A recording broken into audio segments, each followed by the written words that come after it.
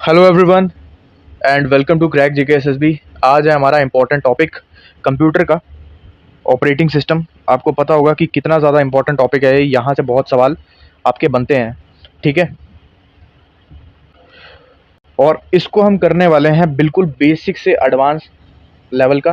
कुछ भी इसमें हमने छोड़ना नहीं है, सारे के सारे इसके इम्पोर्टेंट कंसेप्ट जितने भी रहेंगे, ठीक है, बिल्कुल सिंपल तरीके से मैं आपको समझाऊंगा, आपको समझ भी आ जाएगी और रटने की बिल्कुल भी ज़रूरत नहीं पड़ेगी।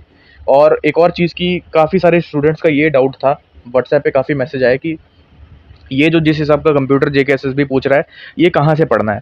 यार मैं तुम्हें ना एक सिंपल सी बात बताता हूँ। जैसे जूनियर असिस्टेंट का मैं स्पेसिफिकली बात करूँगा, उसमें जो टॉपिक्स आपको पूछे गए थे वो आपके लेवल के हैं नहीं, वो इंजीनियरिंग लेवल के टॉपिक थे। मुझे नहीं पता उसमें क्यों पूछे गए। ठीक है, अगर मैं आपको एक सिंपल सी बुक रिकमेंड कर दूं, वो इंजीनियरिंग लेवल की किताब रहेगी, आपको कुछ समझ भी नहीं आएगा और बहुत वास्ट किताब होगी। ठीक है, तो उसी हिसाब का हम पढ़ेंगे, आपको कोई बुक लेने की ज़रूरत नहीं है। इसमें बिल्कुल मैं बेसिक से आपको सब कुछ कवर करवा दूंगा, जितने भी हार्ड टॉपिक्स रहेंगे आपको बिल्कुल समझ आ जाएंगे। ठीक है, तो आपको टेंशन लेने की कोई ज़रूरत नहीं है, बस पेन और नोटबुक साथ में ले लेना और हेडिंग डाल लेना अपनी ऑपरेटिंग सिस्टम, और लिखने को काफ़ी ज़्यादा कुछ मिलेगा। ठीक है, और इसके डिजिटल नोट्स भी आपको मिल जाएंगे। सिर्फ उन्हीं को मिलेंगे जिन्होंने एफ डबल की टेस्ट सीरीज में एनरोल किया है। मैं पहले ही बता देता हूँ, बाद में नहीं बोलना। ठीक है, बस आपने क्या करना है, इस पूरे सेशन को देखना है। अगर आप अपने से नोट्स बना सकते हो, वेल एंड गुड है, नहीं तो आपको डिजिटल नोट्स इसके मिल ही जाएंगे। और एक और चीज़, जैसे ही ये वीडियो देख लोगे, वो जो डिजिटल रिवीजन नोट्स होते हैं वहाँ से रिवाइज कर लेने हैं और टेस्ट सीरीज में जाके इस टॉपिक का टेस्ट दे देना है। ये पूरा आपका टॉपिक कंप्लीट। ठीक है, और एक और चीज़ मैं बता दूं, इसमें बहुत सारी एडवांस चीज़ें होने वाली हैं, क्योंकि आपको पता है कि जेकेएसएस भी अब इंजीनियरिंग लेवल टॉपिक्स भी आपको कंप्यूटर में पूछ रहा है, तो वो भी हम इसमें पढ़ने वाले हैं। ठीक है, लेकिन मेरी इतनी गारंटी, आपको वो चीज़ें समझ आएंगी। ठीक है, कोई भी आपको परेशानी नहीं आएगी, पूरा ये टॉपिक कंप्लीट होने वाला है, जैसे हम अभी तक करते आ रहे हैं उसी हिसाब का पढ़ने वाले हैं। ठीक है, बाकी दोस्तों टॉपिक पे बढ़ने से पहले एक इंपॉर्टेंट अनाउंसमेंट है कि अगर आपने अभी तक एफ डबल ए या जेकेपीएसआई टेस्ट सीरीज में एनरोल नहीं किया, तो जल्दी से इस नंबर पे व्हाट्सएप करके आप एनरोल कर सकते हैं। ठीक है, F double A almost full होने वाला है। ठीक है, जेकेपीएसआई 1 महीने पहले लॉन्च किया था, और आपको पता ही है कि ये डेली टेस्ट सीरीज है, डेली आपके टेस्ट होंगे। पैकेज के साथ आपको डेली टेस्ट मिलते हैं जब तक आपका एग्जाम नहीं हो जाता। और मेन बात ये है कि डिजिटल नोट्स भी हैं इस बार, तो जिसने एनरोल नहीं किया तो जल्दी इस नंबर पे व्हाट्सएप करके एनरोल करवा सकता है। ठीक है, अब हम चलते हैं अपने पहले एमसीक्यू की तरफ। तो क्या है, यहाँ पे लिखा हुआ है ऑपरेटिंग सिस्टम्स। तो पता भी तो होना चाहिए ना ऑपरेटिंग सिस्टम क्या होता है। तो ऑपरेटिंग सिस्टम क्या है आपका दोस्तों, ये आपका एक सिस्टम सॉफ्टवेयर है, सिस्टम का सॉफ्टवेयर है। सिस्टम का क्या है, सॉफ्टवेयर है। ठीक है, और सिस्टम सॉफ्टवेयर क्या होते हैं, जो हमारे कंप्यूटर को ऑपरेट करते हैं, कंप्यूटर को चलाते हैं, उन्हीं सॉफ्टवेयर को हम क्या बोलते हैं, सिस्टम सॉफ्टवेयर। ठीक है, जैसे मेरे को एक चीज बताओ, आप कंप्यूटर को ऑन करते हो, सबसे पहले क्या लोड होता है आपका, आपका सिस्टम सॉफ्टवेयर ही लोड होता है। ठीक है, जैसे अगर आप विंडोज का इस्तेमाल कर रहे हो, माइक्रोसॉफ्ट का, तो क्या लोड होगा, विंडो। ठीक है, अगर आप एप्पल का यूज कर रहे हो तो आईओएस। तो ये सब किसके एग्जाम्पल, अभी हम आगे जाके और एग्जाम्पल्स की बात करेंगे, लेकिन अभी के लिए इतना मान के चलो कि ये क्या है, आपके सिस्टम सॉफ्टवेयर जो हमारे सिस्टम को रन करते हैं, ऑपरेट करते हैं, उन्हीं को हम क्या बोलते हैं, सिस्टम सॉफ्टवेयर। ठीक है, क्या सर सिस्टम सॉफ्टवेयर का काम सिर्फ इतना ही होता है कि वो कंप्यूटर को ऑपरेट करते हैं? नहीं, सिस्टम सॉफ्टवेयर आपका जो कंप्यूटर के साथ जो जितने भी हार्डवेयर कनेक्टेड होते हैं, उनको मैनेज करने का काम भी किसका होता है, आपका ऑपरेटिंग सिस्टम का होता है। किसका होता है, ऑपरेटिंग सिस्टम का।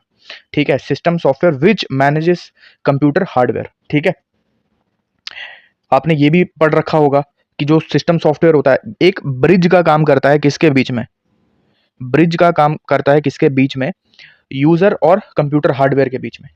ठीक है, क्यों, क्योंकि वो क्या करता है, एक यूजर इंटरफेस प्रोवाइड कर देता है, ऐसा इंटरफेस प्रोवाइड कर देता है जिससे यूजर को समझ आ जाए और उसको कोई भी मुश्किल ना आए हार्डवेयर के साथ कनेक्ट करने में, हार्डवेयर को समझने में। ठीक है, तो इसी चीज को हम बोलते हैं, क्या बोलते हैं, हमारा सिस्टम सॉफ्टवेयर। और सिस्टम सॉफ्टवेयर की ही एक टाइप आ जाती है, एग्जांपल आ जाती है, क्या आपका ऑपरेटिंग सिस्टम। तो ऑपरेटिंग सिस्टम क्या है आपका, एक टाइप का क्या है, सिस्टम सॉफ्टवेयर है। जो अभी मैंने आपको एक एग्जांपल बताई थी किसकी, कि हार्डवेयर के साथ कैसे कनेक्ट करता है। सपोज करो कि ये आपका कोई एक कंप्यूटर है, इसके साथ एक हार्डवेयर कनेक्टेड है, मान लो कि ये कीबोर्ड कनेक्टेड है, ठीक है। आपने यहाँ पे एक की प्रेस की, मान लो आपने ए की प्रेस की, ठीक है। अब ये जो इनपुट जाएगा ना, ये सबसे पहले किसके पास जाएगा? ऑपरेटिंग सिस्टम के पास जाएगा। किसके पास जाएगा? ऑपरेटिंग सिस्टम के पास। ऑपरेटिंग सिस्टम फिर किसको काम देगा? आपके सीपीयू को काम देगा। तो सीपीयू को जो काम देता है ना दोस्तों, वो कौन देता है? Operating system. तो ऑपरेटिंग सिस्टम क्या बोलेगा कि इस यूजर ने ये वाली जो ए की है उसको प्रेस किया है, इस वाली इंस्ट्रक्शन को क्या करो? एग्जीक्यूट करो। क्या करो? एग्जीक्यूट करो।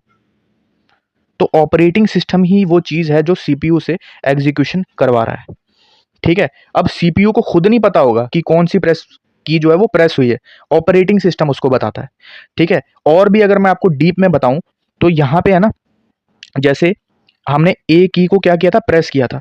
तो ये जो ले जाने का काम करता है ना ऑपरेटिंग सिस्टम के पास, ये करते हैं ड्राइवर्स।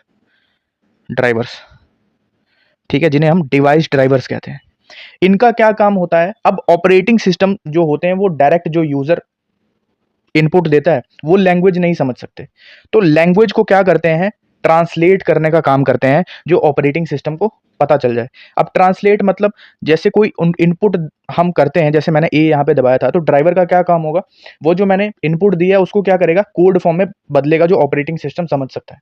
और वाइस वर्सा होगा। फिर ऑपरेटिंग सिस्टम जो कमांड देगा, ड्राइवर क्या करेगा? उसको यूजर इंटरफेस प्रोवाइड करने के लिए उसको यूजर वाली लैंग्वेज में इसको ट्रांसलेट कर देगा, जो हम समझ सकते हैं। तो वाइस वर्सा काम करता है, लैंग्वेज ट्रांसलेट करता है दोनों तरफ के लिए, जो ऑपरेटिंग सिस्टम को भी समझ आ जाए और जो यूजर को भी समझ आ जाए, ठीक है।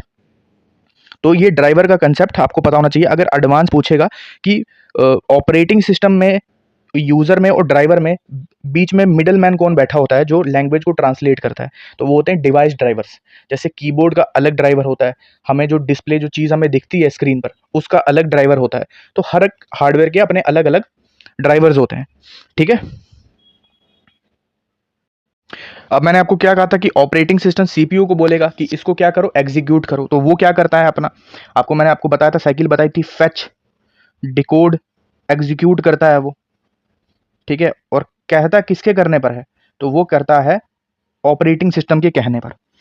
तो जब ये फेच, डिकोड और एग्जीक्यूट हो जाता है, तब हमें जाके ए जो कैरेक्टर है वो स्क्रीन पर शो हो जाता है।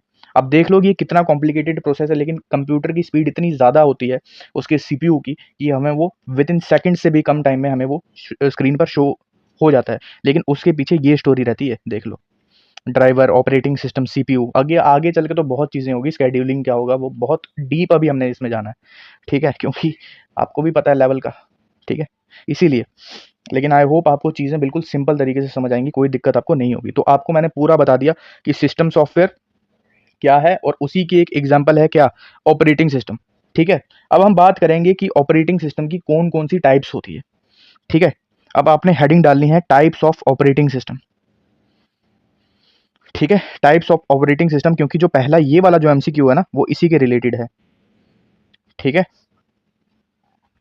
पहला जो स्टेटमेंट है यहाँ पे लिखा हुआ टाइम शेयरिंग ऑपरेटिंग सिस्टम, तो पहले हम टाइम शेयरिंग की बात कर लेते हैं। टाइम शेयरिंग ऑपरेटिंग सिस्टम की हम बात कर लेते हैं यहाँ पे, ठीक है। यहाँ पे मैं लिखता हूँ टाइम शेयरिंग,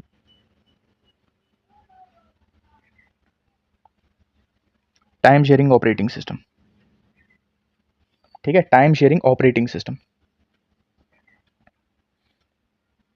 देखो, जो टाइम शेयरिंग ऑपरेटिंग सिस्टम होता है ना, सबसे पहले आपको पता होना चाहिए कि ये ऑपरेटिंग सिस्टम कौन से कंप्यूटर में होता है। तो ये जनरली जो होता है ना, जो हमारे मेन फ्रेम कंप्यूटर्स होते हैं, मेन फ्रेम कंप्यूटर्स के अंदर इस्तेमाल होता है, ये मेन फ्रेम कंप्यूटर्स के अंदर, ठीक है। अब ये जो मेन फ्रेम कंप्यूटर होते हैं ना दोस्तों, ये बहुत बड़े और बहुत ज़्यादा पावरफुल होते हैं। ये लाखों करोड़ों यूज़र को एक साथ हैंडल करते हैं, ये जो होते हैं, मतलब ये बल्क जनता के लिए होते हैं, जितने लाखों ट्रांजैक्शन जिन्होंने करनी हो, हज़ारों यूज़र्स को एक साथ क्या करता है? मैनेज करता है, हैंडल करता है। अब नॉर्मल पीसी क्या करेगा? कोई सिस्टम होगा नॉर्मल पीसी का, वो 1 से 10 मेंबर को संभाल सकता है। लेकिन जो मेन फ्रेम होता है ना, वो होता है ज़्यादा जनसंख्या के लिए, मतलब ज़्यादा पॉपुलेशन के लिए, जहाँ पे हज़ारों यूज़र्स हों, उनको एक साथ हैंडल करना हो। तो एक साथ हैंडल करना है, उसके लिए जो ऑपरेटिंग सिस्टम भी यूज होगा वो कौन सा होगा? Time sharing operating system. अब हम बात करते हैं कि टाइम शेयरिंग ऑपरेटिंग सिस्टम होता क्या है। देखो, ओल्ड टाइम्स में क्या होता था ना, ओल्ड टाइम्स में, पुराने जमाने की अगर मैं बात करूं, तो वहां पे बैच ऑपरेटिंग सिस्टम होते थे, बैच ऑपरेटिंग सिस्टम। अब बैच ऑपरेटिंग सिस्टम में क्या मसला होता था कि अगर कोई टास्क है, मान लो एक टास्क है, उसमें अलग अलग चीजें हैं, जैसे एक टास्क मान लो कि कोई रिजल्ट निकालना है, किसी स्कूल का रिजल्ट निकालना है। अब स्कूल के रिजल्ट निकालने में क्या क्या चीज़ें चाहिए? स्टूडेंट का नेम चाहिए, ठीक है, नेम चाहिए, उसकी क्लास चाहिए, कौन सी क्लास का है वो, ठीक है, उसका रोल नंबर क्या है, ठीक है, और उसके मार्क्स कितने हैं। इतनी सारी चीज़ें होती हैं एक रिजल्ट निकालने में, जिसको हम चाहिए, जिसे हम मतलब इतनी सारी जो डिटेल्स हैं वो चाहिए होती हैं रिजल्ट निकालने के लिए। अब बैच ऑपरेटिंग सिस्टम क्या करता था ना, बैचेस बनाता था।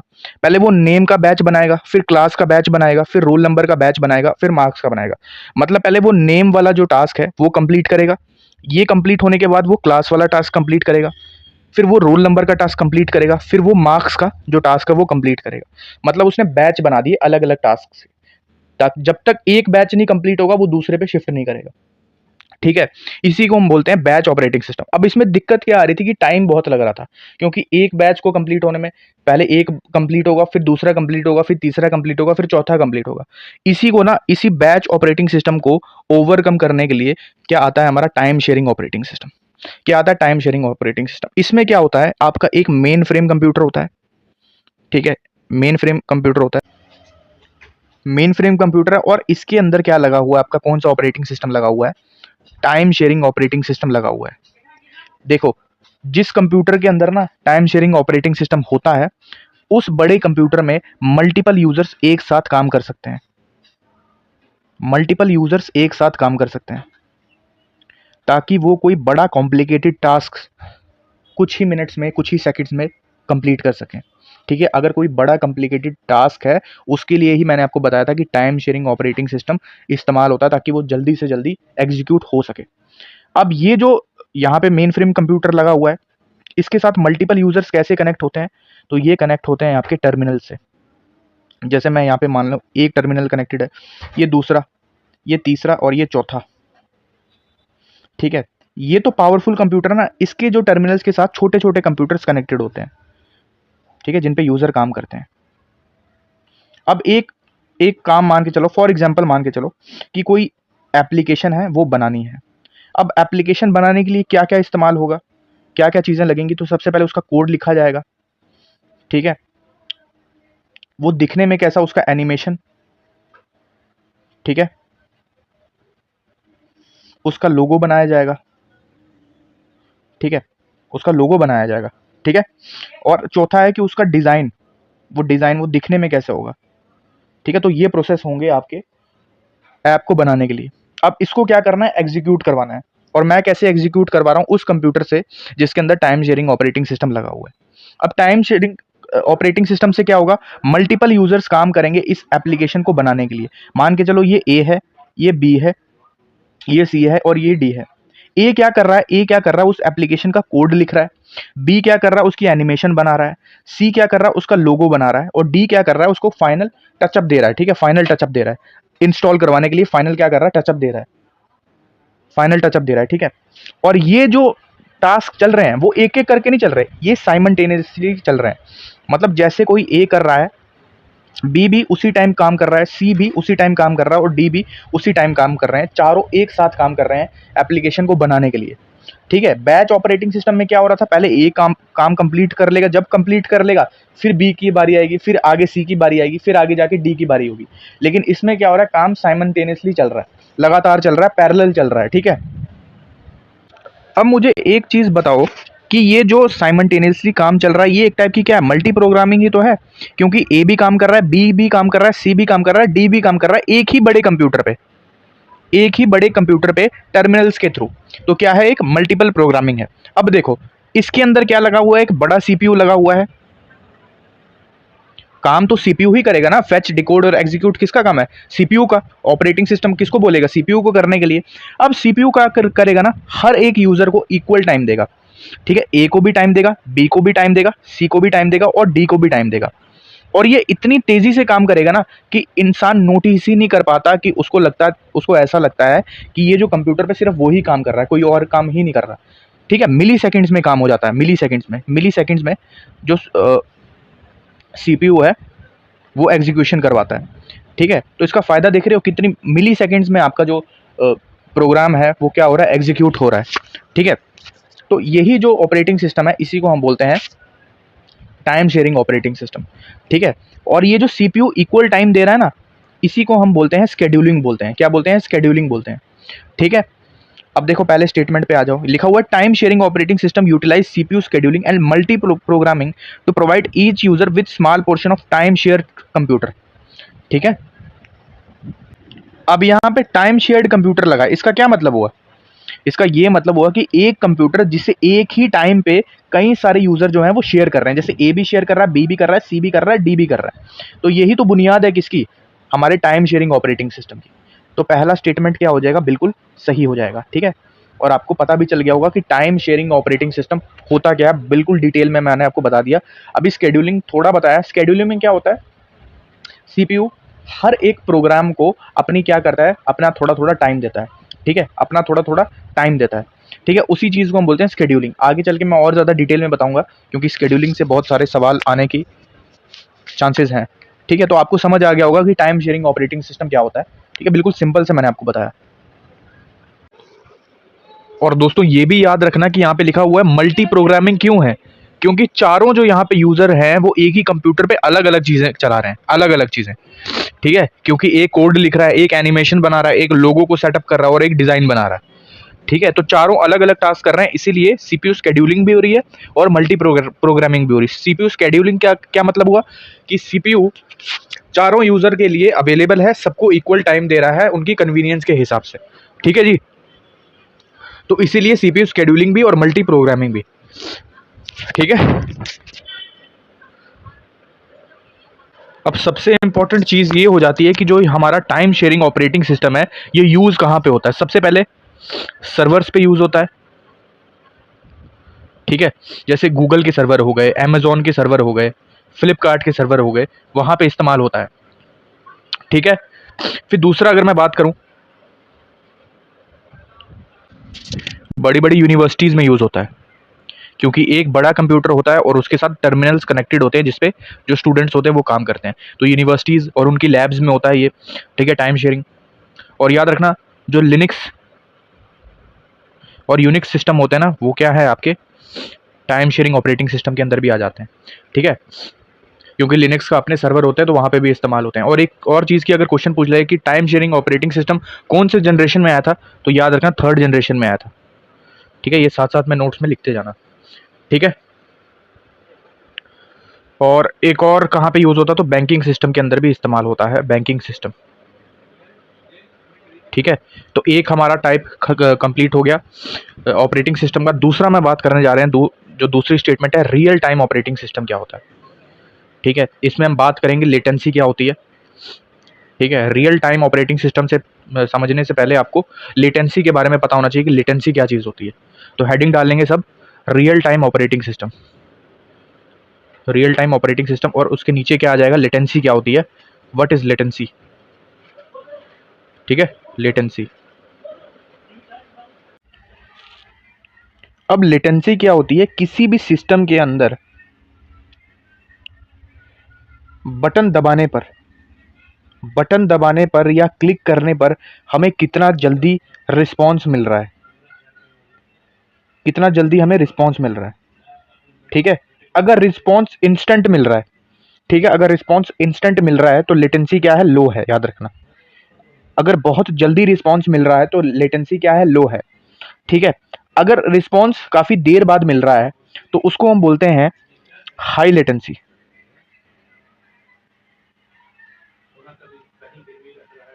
High latency. और याद रखना कि जो हमारा रियल टाइम ऑपरेटिंग सिस्टम है ना, वो किस प्रिंसिपल पर वर्क करता है, लो लेटेंसी पर। मतलब इसका जो रिस्पॉन्स होता है ना वो बिल्कुल फिक्स टाइम पर आता है, ठीक है, बटन दबाने पर विद इन बहुत ही ज़्यादा कम टाइम के अंदर आपको रिस्पॉन्स मिलता है। रियल टाइम ऑपरेटिंग सिस्टम इसी फिनोमिना पे आपका वर्क करता है, ठीक है। अब जो नॉर्मल ऑपरेटिंग सिस्टम होगा उसमें काम थोड़ा लेट भी हो जाए तो कोई दिक्कत नहीं है, लेकिन जो रियल टाइम ऑपरेटिंग सिस्टम है ना, इसमें काम विद इन स्पेसिफिक टाइम पर ही होना चाहिए। अगर उस टाइम पर नहीं हुआ तो सिस्टम आपका फेल हो जाएगा, ठीक है। तो रियल टाइम ऑपरेटिंग सिस्टम आपका एक फिक्स टाइम पे वर्क करता है, बिल्कुल लो लेटेंसी होती है, ठीक है। बटन दबाने पर ही आपको तुरंत रिस्पॉन्स इसका मिल जाता है, ठीक है। तो क्या कहा मैंने रियल टाइम ऑपरेटिंग सिस्टम अगर डेडलाइन के अंदर काम नहीं करे तो फिर आपका सिस्टम फेल हो सकता है। ठीक है, आपको पता चल गया होगा कि रियल टाइम ऑपरेटिंग सिस्टम होता क्या है। अब ये लगा कहाँ पे होता है? अब मुझे एक बात बताओ, आप कार चलाते होगे तो उसके अंदर एयर बैग्स होते हैं। क्या होते हैं? Air bags. अब एयर बैग्स जो वर्क करते हैं ना, वो आपके रियल टाइम ऑपरेटिंग सिस्टम पे ही वर्क करते हैं। कैसे? जैसे ही आपकी गाड़ी कोलाइड करती है किसी चीज से, तुरंत क्या होता है? एयर बैग खुलता है। एक प्रॉपर ड्यूरेशन के अंदर आपका एयर बैग खुलता है। अगर वो 1-2 सेकंड भी आगे पीछे हो जाए तो फिर वो आपका फेल माना जाएगा। क्यों? क्योंकि एक्सीडेंट के बाद आपको जब लग रही है तब वो खुल रहा है, तो उसका कोई फायदा नहीं है। तो जैसे ही कोलिजन होती है, वो एयर बैग क्या होता है? इंस्टेंट खुलता है। और एग्जाम्पल क्या आ जाता है? जैसे हमारा डिफेंस के अंदर, डिफेंस मिलिट्री के अंदर क्या होता है? एंटी मिसाइल सिस्टम होते हैं। ठीक है, एंटी मिसाइल सिस्टम क्या करते हैं? जैसे ये एंटी मिसाइल सिस्टम मैंने रखा है और ये हमारी इंडिया की टेरिटरी है।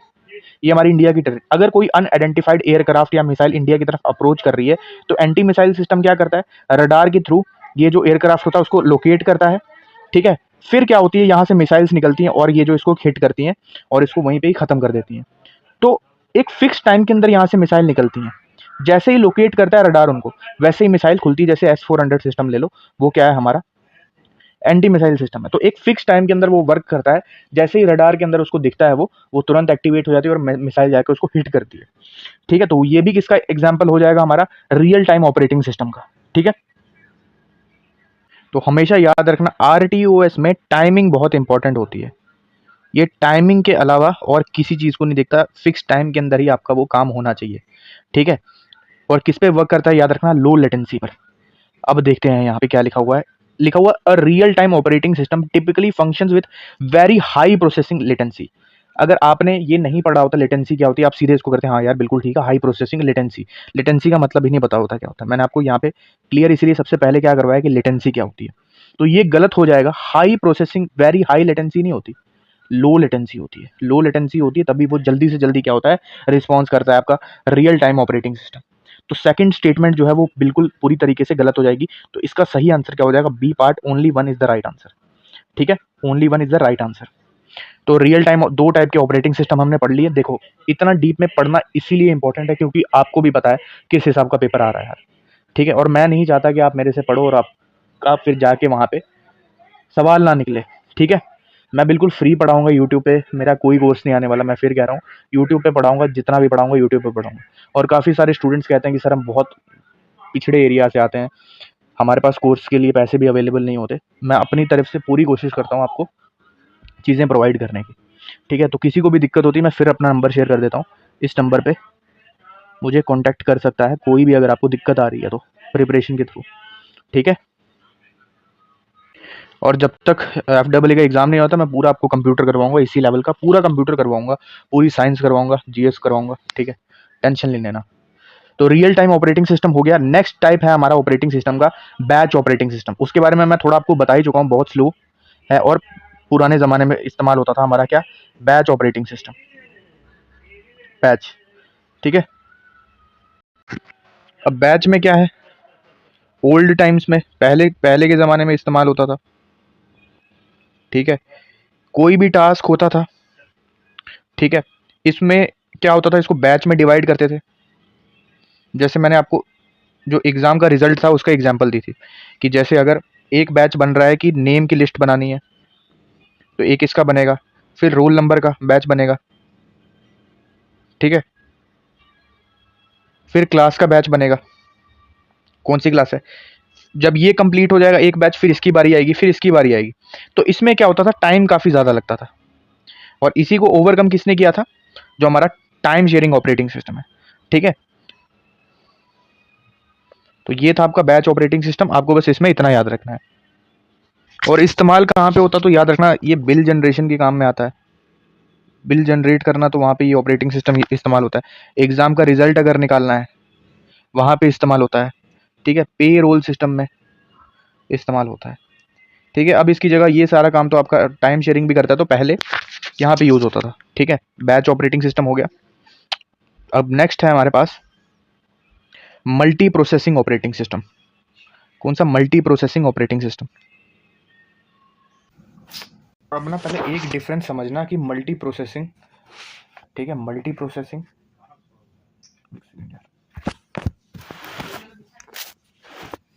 मल्टी प्रोसेसिंग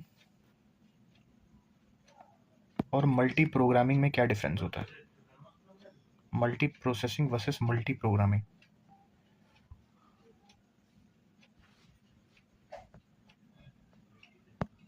ठीक है, ये पूरा लिख लेना, multi processing versus multi programming. देखो, मल्टी प्रोग्रामिंग में सिर्फ एक सीपीयू होता है, ठीक है, और मल्टी प्रोसेसिंग में क्या होते हैं? मल्टीपल सीपीयूज होते हैं, मल्टीपल सीपीयूज होते हैं, ठीक है।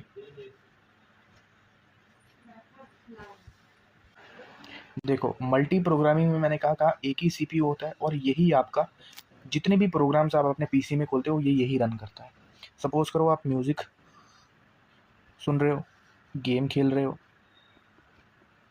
ठीक है, वीडियो खेल रहे हो एक साथ, ठीक है, बैकग्राउंड में म्यूजिक प्ले हो रहा है, गेम भी खेल रहे हो और साइड में आप स्प्लिट स्क्रीन करके कोई वीडियो भी देख रहे हो। तो एक ही सीपीयू क्या करेगा? इन तीनों को एग्जीक्यूट करवाएगा, ठीक है। इसको हम बोलते हैं मल्टी प्रोग्रामिंग, कि एक सीपीयू रिस्पॉन्सिबल है। अब मल्टी प्रोसेसिंग में क्या होगा? मल्टीपल सीपीयूज होंगे। सीपीयूज बेसिकली क्या होते हैं? सीपीयूज आपका क्या है यार? प्रोसेसर है, ठीक है। मोबाइल के लिए सीपीयू को हम क्या बोलते हैं? हमारा प्रोसेसर, ठीक है। और कंप्यूटर की नॉलेज में हम कंप्यूटर के कॉन्टेक्स्ट में हम उसे क्या बोलते हैं? सीपीयू। जैसे आपने सुना होगा मोबाइल में स्नैपड्रैगन 8 एलीट अभी सबसे फास्टेस्ट प्रोसेसर है, उसका 8 एलीट में क्या है? बहुत सारे प्रोसेसर हैं। जैसे अगर मैं एप्पल की बात करूं तो जैसे आईपैड है, आईपैड का M3 ले लो, M4 ले लो। ये M3 M4 क्या है? मतलब 4 प्रोसेसर लगे हुए हैं, 3 प्रोसेसर लगे हुए हैं, ठीक है, उस हिसाब से।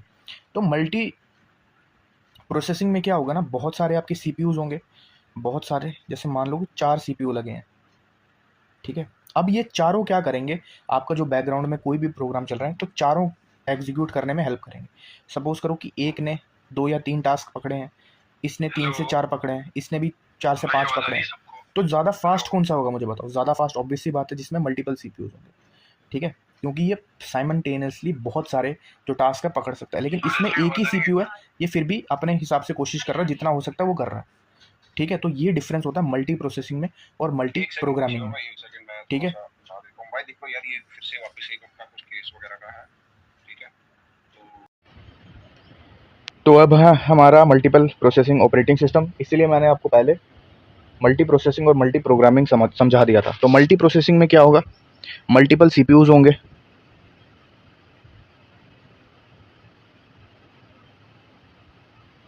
और ये एक चीज़ फॉलो करता है जिसे हम कहते हैं पैरेलल प्रोसेसिंग।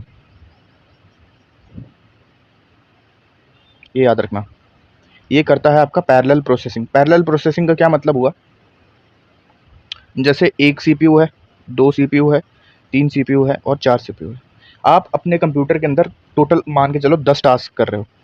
10 टास्क में आप गेम खेल रहे हो, ठीक है, वीडियो देख रहे हो, बैकग्राउंड में म्यूजिक प्ले हो रहा है, ठीक है, MS वर्ड पे कोई डॉक्यूमेंट बना रहे हो, कुछ अलग अलग टास्क कर रहे हो। तो अब ये जो सारी चीज़ें होंगी ना, ये पैरेलल चलेंगे। मतलब एक सीपीयू के पास 3 से 4 टास्क होंगे, इसके पास भी कुछ टास्क होंगे, इसके पास भी होंगे और इसके पास भी। मतलब साइमल्टेनियसली हर एक जो टास्क है वो पैरेलल चल रहा है, ठीक है, पैरेलल चल रहा है। और इस वजह से क्या हो रहा है? सीपीयू आपका क्रैश नहीं हो रहा, जो कि आपका मल्टी प्रोग्रामिंग में हो जाता था, क्योंकि एक सीपीयू को इतने सारे टास्क संभालने में दिक्कत आती थी। लेकिन यहाँ पे क्या है? मल्टीपल प्रोसेसिंग है, मतलब बहुत सारे सीपीयूज लगे हैं और हर एक सीपीयू ने अपना अलग अलग प्रोग्राम पकड़ा हुआ है, वो उसको रन कर रहा है और ये सब पैरेलल चल रहा है, साइमल्टेनियसली चल रहा है। इसलिए सिस्टम जो है वो क्रैश नहीं हो रहा, आपका ऑपरेटिंग सिस्टम क्रैश नहीं हो रहा, ठीक है। इसी को हम बोलते हैं क्या? मल्टी प्रोसेसिंग ऑपरेटिंग सिस्टम, ठीक है। समझ आ गया होगा। और कौन सा ये कंसेप्ट फॉलो करता है? तो पैरेलल प्रोसेसिंग करता है। ये चीज़ आपको याद रखना है, ठीक है। अब ना इस मल्टी प्रोसेसिंग में आपको एक टर्म याद रखनी है जिसे हम कहते हैं ग्रेसफुल डिग्रेडेशन। मैंने देखा था यार जूनियर असिस्टेंट के एग्जाम में इन्होंने ऐसे टर्म्स बहुत पूछी थी। ग्रेसफुल डिग्रेडेशन, ग्रेसफुल डिग्रेडेशन का मतलब ये हुआ, मैंने आपको क्या कहा कि मल्टी प्रोसेसिंग ऑपरेटिंग सिस्टम में एक से ज़्यादा सीपीयू लगे हैं। जैसे मान के चलो 4 सीपीयू लगे हैं, ठीक है, 4 सीपीयू लगे हैं। तो अगर एक फेल होता है ना तो बाकी 3 रन करेंगे, या दूसरा फेल होता तो बाकी ये वाले जो 3 हैं वो रन करेंगे, या 2 फेल होते तो 2 तो है ना हमारे पास। मतलब अगर मैं बात करूँ मल्टी प्रोग्रामिंग में क्या होता था कि एक फेल होने पे पूरा सिस्टम क्रैश हो जाता था, लेकिन यहाँ पे अगर एक खराब हो रहा है तो बाकी के 3 चल रहे हैं, या 2 खराब हो रहे हैं तो बाकी के 2 चल रहे हैं। इसी चीज़ को हम बोलते हैं ग्रेसफुल डिग्रेडेशन। ठीक है, ये टर्म याद रखना, ग्रेसफुल डिग्रेडेशन। अब चलते हैं जी हम हमारे सेकंड एमसीक्यू पे। सेकंड एमसीक्यू का जो टॉपिक रहेगा वो रहेगा प्रोसेस क्या होता है, थ्रेड्स क्या होते हैं, और भी चीज़ें इस टॉपिक की। तो आप हेडिंग डाल लेना आप प्रोसेसेस एंड थ्रेड्स। तो प्रोसेसेस एंड थ्रेड्स समझने से पहले आपको बेसिक कंसेप्ट पता होना चाहिए कि प्रोग्राम क्या होता है। ठीक है, प्रोग्राम क्या होता है। प्रोग्राम क्या है? सबसे पहले इंस्ट्रक्शंस का सेट है। किसका? इंस्ट्रक्शंस का। इंस्ट्रक्शंस का सेट है जो कंप्यूटर में कहाँ स्टोर रहता है? हार्ड डिस्क के अंदर। कहाँ पे? Hard disk.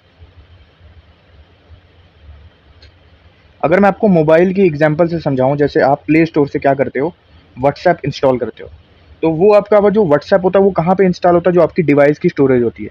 वैसे ही कंप्यूटर की जो स्टोरेज होती है, जहाँ पे आप जो आपका म्यूजिक वगैरह है, जो आपके एप्लीकेशंस वगैरह है, ठीक है, फाइल्स वगैरह, वो कहाँ पे स्टोर होती हैं? आपकी हार्ड डिस्क में। और जैसे मैं कोई कंप्यूटर का ऐप ले लो आप, ठीक है। एक और चीज़ याद रखना कि जो आपका प्रोग्राम है ना, ये आपका क्या है? पैसिव एंटिटी है। पैसिव। पैसिव एंटिटी का क्या मतलब? कि इसके अंदर सिर्फ क्या है? कुछ डेटा स्टोर है। ठीक है, अभी सीपीयू उसका इस्तेमाल नहीं कर रहा, सीपीयू उसको यूज़ नहीं कर रहा। ठीक है, किसको? प्रोग्राम को। और वो अभी मेमोरी को भी क्या कर रहा है? ऑक्युपाई नहीं कर रहा। उसने कोई मेमोरी भी ऑक्युपाई नहीं कर ली। कौन सी मेमोरी? जो आपकी प्राइमरी मेमोरी होती है, रैम रोम वगैरह। मैं यहाँ पे साइड में लिख लेता हूँ, रैम वगैरह, रैम रोम वगैरह उसने अभी ऑक्युपाई नहीं किया। इसी चीज़ को हम बोलते हैं पैसिव एंटिटी। ठीक है, अभी मैंने क्या कहा था कि ये अभी मेमोरी मैनेजमेंट यूज़ नहीं कर रहा है, रैम रोम। ठीक है, सीपीयू में भी अभी ये लोड नहीं हुआ, और ये क्या है? सिर्फ अभी रॉ डेटा पड़ा हुआ है आपके कंप्यूटर के अंदर। और जैसे ही मैं इस प्रोग्राम को रन करूँगा, रन का मतलब ओपन करूँगा, तो ये क्या बन जाता है? आपका प्रोसेस बन जाता है। क्या बन जाता है? प्रोसेस बन जाता है। ठीक है, प्रोसेस बन जाता है। जैसे आपने कंप्यूटर पे क्या किया, मान के चलो आपने यूट्यूब वाला जो ऐप है वो ओपन किया। अब यूट्यूब ऐप जैसे ही ओपन होगा, सीपीयू उसको क्या देगा? उसको सीपीयू एलोकेट होगा। सीपीयू एलोकेशन की वजह से ये कहाँ पे लोड होगा? आपके रैम में जाके लोड हो जाएगा, इसकी कुछ स्टोरेज। तो यहाँ पे क्या हो गया? देखो, पहले जब ये प्रोग्राम था तो ये सिर्फ एक ऐसे पड़ा हुआ था। जब जैसे हम इसको ओपन करेंगे, रन करेंगे, तो ये क्या बन जाएगा? प्रोसेस बन जाएगा। जब प्रोग्राम क्या होगा? सिंपली जब आपका ये वाला जो प्रोग्राम है ये एग्जीक्यूट होगा, तो वो क्या बन जाएगा? आपका प्रोसेस बन जाएगा। जैसे आपका फ़ोन में व्हाट्सएप होता है, व्हाट्सएप आपने ओपन नहीं किया, ऐसे ही पड़ा हुआ है, वो क्या है? आपका प्रोग्राम। जैसे उसको आप ओपन करोगे वो रन करेगा। ठीक है, और वो क्या बन जाएगा? आपका प्रोसेस हो जाएगा, उसको रैम एलोकेट हो जाएगी। ठीक है, सीपीयू उसमें शेड्यूलिंग वगैरह करेगा। ठीक है, इसी को हम बोलते हैं प्रोसेस। ठीक है, तो बेसिकली अगर सिंपल डेफिनेशन की बात करूं तो प्रोसेस क्या है? Program in execution. यही प्रोग्राम जब एग्जीक्यूट होगा, इसी चीज़ को हम बोलेंगे प्रोसेस। ठीक है, अब जैसे ये पैसिव था तो आपका प्रोसेस क्या हो जाएगा? एक्टिव हो जाएगा। ठीक है, याद रखना, क्वेश्चन सीधे सीधे बन सकता है स्टेटमेंट में कि प्रोग्राम क्या पैसिव है, बिल्कुल, और आपका जो प्रोसेस है वो क्या है? एक्टिव है। ठीक है, ये आपको पता होना चाहिए। ठीक है, मैंने आपको ये पढ़ा दिया। अब जो पहला स्टेटमेंट है ना वो समझो। पहला स्टेटमेंट बोल रहा है, a process is essentially a program in execution. बिल्कुल, ये मैंने बताया कि प्रोसेस क्या है? बेसिकली जो प्रोग्राम एग्जीक्यूट हो रहा है वही क्या है? प्रोसेस है। और जो प्रोग्राम है वो आपका क्या है? एक पैसिव एंटिटी है। पैसिव एंटिटी क्यों है? क्योंकि अभी तक उसको सीपीयू स्पेस नहीं मिली, उसकी मेमोरी शेड्यूलिंग भी नहीं हुई, और वो क्या है? सिर्फ एक रॉ डेटा है, डेटा की फॉर्मेट में वो पड़ा हुआ है। ठीक है, अभी ओपन नहीं हुआ। जैसे ही हम उसको रन करेंगे, वो ओपन होगा, फिर क्या होगा? वो प्रोसेस बन जाएगा, और वो क्या बन जाएगा? एक्टिव प्रोसेस बन जाएगा। ठीक है, एग्जाम्पल के तौर पे मैंने आपको बता दिया। तो ये डिफरेंस होता है प्रोग्राम और प्रोसेस के बीच में। ठीक है, अब हम बात कर लेते हैं कि थ्रेड्स क्या होते हैं, क्योंकि ये इंपॉर्टेंट टॉपिक है ऑपरेटिंग सिस्टम का, कि थ्रेड्स का कंसेप्ट क्या होता है। ठीक है, थ्रेड्स।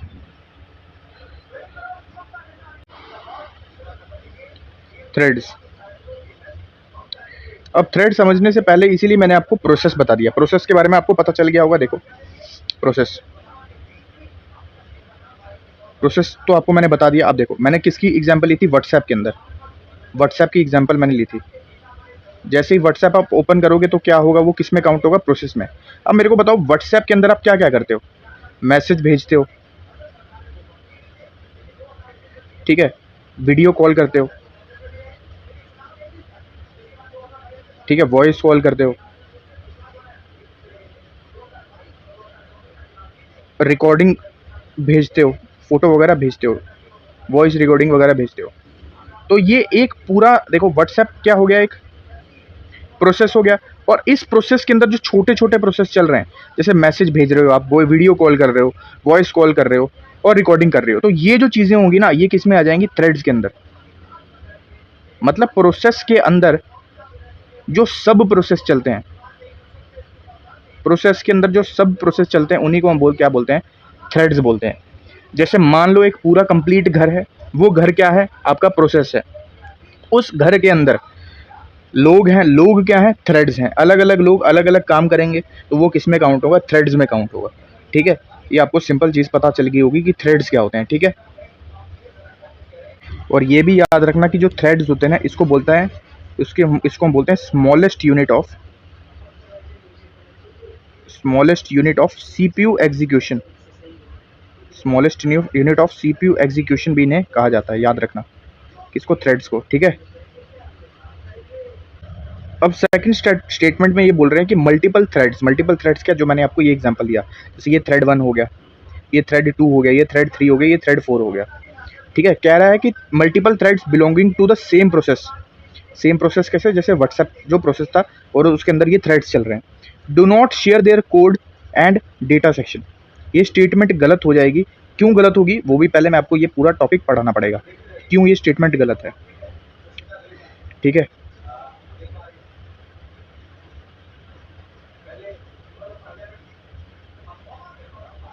देखो एक ही प्रोसेस के जो थ्रेड्स होते हैं ना, एक ही प्रोसेस के जो थ्रेड्स होते हैं वो क्या क्या शेयर करते हैं, कोड भी शेयर करते हैं, ठीक है, डेटा भी शेयर करते हैं अपना, क्योंकि सेम प्रोसेस में चल रहे होते हैं। जैसे आप व्हाट्सएप इस्तेमाल करते हो तो वो एक ही कोड पे बना हुआ है, ठीक है। अब उसमें आप फाइल्स शेयर करते हो, ठीक है, तो वो पूरा जो इंस्ट्रक्शन है वो आपस में एक दूसरे से शेयर करेगा, ऑब्वियस सी बात है, क्योंकि सेम ऐप चला रहे हो आप, ठीक है। इसलिए कोड भी शेयर करेगा, वो डेटा भी शेयर करेगा, हीप भी शेयर करेगा। हीप बताता हूँ क्या होता है, याद रखना, हीप भी शेयर करेगा लेकिन स्टैक शेयर नहीं करता। अब आपको कंसेप्ट पता होना चाहिए कि हीप क्या होता है और स्टैक क्या होता है। कोड और डेटा के बारे में तो आपको पता होगा, लेकिन हीप क्या होता है और स्टैक क्या होता है, वो क्या होता है, वो मैं आपको बताता हूँ। लेकिन याद रखना, क्वेश्चन कभी भी आ जाए कि एक ही प्रोसेस के अंदर जो मल्टीपल थ्रेड्स होते हैं वो क्या क्या शेयर करते हैं, कोड शेयर करते हैं, डेटा शेयर करते हैं, हीप शेयर करते हैं और स्टैक शेयर नहीं करते। अब मैं आपको कंसेप्ट बता देता हूँ कि हीप और स्टैक में क्या डिफरेंस होता है। ठीक है, what is heap and stack. ये जो छोटी छोटी चीज़ें बता रहा हूँ ना दोस्तों, ये आपको सीधे स्टेटमेंट में पूछ लेगा और आप कंफ्यूज हो जाओगे। ठीक है, इसलिए आपको ये छोटी से छोटी चीज़ों के बारे में भी नॉलेज होनी चाहिए। ये बड़ी, अगर मैं बात करूँ तो ये हायर स्टडीज़ जो कंप्यूटर की होती हैं उसका टॉपिक है, लेकिन अब जेकेएसएस भी पूछ रहा है तो हमें भी पढ़ना चाहिए। ठीक है, अब ना पहले मैं आपको सिंपल चीज़ बता देता हूँ ताकि आप कंफ्यूज ना हो जाओ। पहले स्टैक समझो। स्टैक क्या होता है, एक प्रोसेस चल रहा है, व्हाट्सएप की बहुत एग्जांपल ले ली, मान के चलो फेसबुक, आप फेसबुक चला रहे हो, तो स्टैक क्या होगा ना, वो मेमोरी जिस पे अभी काम हो रहा है, करंट काम की मेमोरी जो अभी आप फेसबुक पे इस्तेमाल कर रहे हो, और वो जो मेमोरी यूज़ हो रही है उसको हम बोलते हैं स्टैक। क्या बोलते हैं, स्टैक। और हीप क्या है, फ्यूचर में जो मेमोरी चाहिए, फ्यूचर में जो मेमोरी चाहिए, मतलब जो एक्स्ट्रा मेमोरी हमें बाद में चाहिए, वो किस में आ जाती है, आपकी हीप में आ जाती है। ठीक है, तो स्टैक क्या है, स्टैक आपका करंट काम की मेमोरी, करंट मेमोरी जो अभी इस्तेमाल हम कर रहे हैं। और हीप क्या है, हीप जो फ्यूचर में मेमोरी जो एलोकेट होगी उसी को हम बोलते हैं हीप। ठीक है, जैसे स्टैक का एक एग्जांपल के तौर पे समझ लो, तुम्हारा स्टडी टेबल है, स्टडी टेबल। तो स्टडी टेबल पे तुम्हें इंस्टेंट क्या चाहिए होगा, पेन चाहिए होगा लिखने के लिए, किताबें चाहिए होंगी पढ़ने के लिए, ठीक है। और तुम्हें बाद में कभी भूख लगेगी तो फूड क्या हो गया आपका, बाद में तुम खाना खाओगे ना, पढ़ने के बाद जब भूख लगेगी तब तुम जाके फूड खाओगे। तो फूड किस कैटेगरी में आ जाएगा, फूड आपका आ जाएगा हीप के कैटेगरी में। और ये पेन बुक वगैरह ये किसकी का, स्टडी की कंटेक्स्ट में बात करूँ तो स्टडी क्या है यहाँ पे आपका प्रोसेस है। और इस प्रोसेस के अंदर जो पेन बुक वगैरह है ये आपके क्या हो गए, थ्रेड्स हो गए। अब मेमोरी की बात करूं तो पेन आपको इंस्टेंट चाहिए, बुक चाहिए लिखने के लिए, ठीक है, और भी कुछ ज़रूरतमंद चीज़ें होंगी जो आपको इंस्टेंट चाहिए होंगी, ठीक है। लेकिन खाना एक ऐसी चीज़ है जो आप बाद में खाओगे जब आपको भूख लगेगी, जब आपको उसकी रिक्वायरमेंट होगी। तो सेम चीज़ किसके लिए आ जाएगी, हीप के लिए और स्टैक के लिए। तो ये चीज़ याद रखना, ठीक है। इसलिए मैंने आपको सिंपल में बता दिया। और क्या शेयर नहीं करेगा, तो स्टैक जो है वो एक ही प्रोसेस के अंदर जो मल्टीपल थ्रेड्स होते हैं वो अपना कोड शेयर करते हैं, ठीक है, डेटा शेयर करते हैं, ठीक है, हीप शेयर करते हैं, लेकिन स्टैक शेयर नहीं करते, याद रखना, स्टैक शेयर नहीं करते। और स्टेटमेंट सेकंड में क्या लिखा हुआ है, multiple threads belonging to same process, यहाँ पे लिखा हुआ डू नॉट, तो ये गलत हो जाएगा। क्यों, क्योंकि शेयर करते हैं, कोड भी करते हैं और डेटा सेक्शन भी करते हैं। तो यहाँ पे इसका जो सही आंसर क्या हो जाएगा, वो हो जाएगा वन ओनली। तो आपको बिल्कुल इसी तरीके से ये एमसीक्यूज दिख रहे होंगे जैसे जेकेएसएस भी पूछ रहा है आजकल के टाइम पे, ठीक है। अगर आप ऐसे ही प्रैक्टिस करना चाहते हो तो FAA की टेस्ट सीरीज़ में या JKPSI की टेस्ट सीरीज़ में एनरोल हो जाना आपकी बढ़िया से प्रैक्टिस के लिए, ठीक है। चलते हैं अब थर्ड है, हम अब पढ़ने वाले हैं अपना फंक्शंस ऑफ ऑपरेटिंग सिस्टम, कि ऑपरेटिंग सिस्टम के क्या फंक्शन होता है। और जो मेमोरी मैनेजमेंट है ये वन ऑफ द फंक्शन है किसका, ऑपरेटिंग सिस्टम का। इसमें हम पेजिंग पढ़ेंगे क्या होता है, सेगमेंटेशन पढ़ेंगे क्या होता है, डी फ्रेगमेंटेशन क्या होती है, डी फ्रेगमेंटेशन क्या होती है। तो ये जो एडवांस टॉपिक्स है ना ये इंपॉर्टेंट है, ठीक है। तो ये हमें पढ़ने पड़ेंगे, ठीक है। अब जो पहला ही हम फंक्शन पढ़ेंगे ऑपरेटिंग सिस्टम का वो है जी मेमोरी मैनेजमेंट, ठीक है। तो हेडिंग डाल लो मेमोरी मैनेजमेंट, क्योंकि MCQ भी उसी टॉपिक का है, memory management. Operating system memory को मैनेज कैसे करता है आपके कंप्यूटर में, वो हम सीखने जा रहे हैं, ठीक है। मैंने आपको क्या बताया था कि जब भी प्रोग्राम क्या है, वो एप्लीकेशन जो अभी आपने ओपन नहीं किया है वो क्या चीज़ है, आपका प्रोग्राम है। जैसे ही आप उसको रन करते हो तो वो क्या बन जाता है, प्रोसेस। क्या बन जाता है वो, प्रोसेस। अब जैसे ही ये प्रोसेस होता है तो इसकी मेमोरी कहाँ पे एलोकेट होती है, रैम में। इसीलिए कंप्यूटर की वर्किंग मेमोरी क्या है, आपकी रैम, ठीक है। वैसे ही अगर मैं आपको मोबाइल के कंटेक्स्ट में बताऊं तो आप कोई भी मोबाइल में जैसे गेम खेलते हो तो उस मेमोरी, उस गेम की थोड़ी सी स्पेस कहाँ जाती है, रैम में। तभी जाके वो आपका गेम जो है वो रन कर पाते हो, उसमें आप खेल पाते हो, ठीक है। सेम गोज विथ कंप्यूटर, जब भी आप कंप्यूटर में कोई ऐप ओपन करते हो फिर वो क्या बनता है, प्रोसेस बनता है। उस प्रोसेस की जो मेमोरी एलोकेशन होती है वो कहाँ पे होती है, रैम में।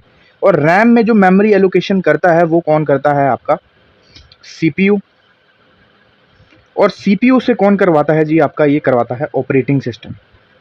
ऑपरेटिंग सिस्टम तो CPU क्या करता है, रैम एलोकेशन करता है किसकी, आपके प्रोसेस की, ठीक है। तो ये चीज़ आपको पता होना चाहिए कि एग्जाम्पल के तौर पे मैं समझता हूँ कि अब मेमोरी मैनेज कैसे करता है ऑपरेटिंग सिस्टम। सपोज कर लो आप कंप्यूटर में 3 एप्लीकेशन चला रहे हो, एक एप्लीकेशन A चला रहे हो, एक एप्लीकेशन B चला रहे हो और एक चला रहे हो C चला रहे हो, ठीक है। और ये है आपकी रैम। अब A जो है उसका साइज़ काफ़ी बड़ा है, B का A से छोटा है और C सबसे छोटा है। मान के चलो A की जो फाइल है वो 1 GB की है, ठीक है। अब इसकी जो साइज़ है वो काफ़ी बड़ा है, तो ऑपरेटिंग सिस्टम CPU को क्या बोलेगा कि A का जो साइज़ है वो 1 GB का, इसको क्या कर, इतनी स्पेस दे दे, रैम की इतनी स्पेस किसको दे दे, A को दे दे। B का साइज़ क्या है, मान के चलो 500 MB है, तो ऑपरेटिंग सिस्टम बोलेगा B को क्या कर, A के कंपैरिजन में थोड़ी कम मेमोरी दे, ठीक है। तो इसने इतनी दे दी मान के चलो, ठीक है, इतनी। अब C क्या है, ये है आपका 100 MB की,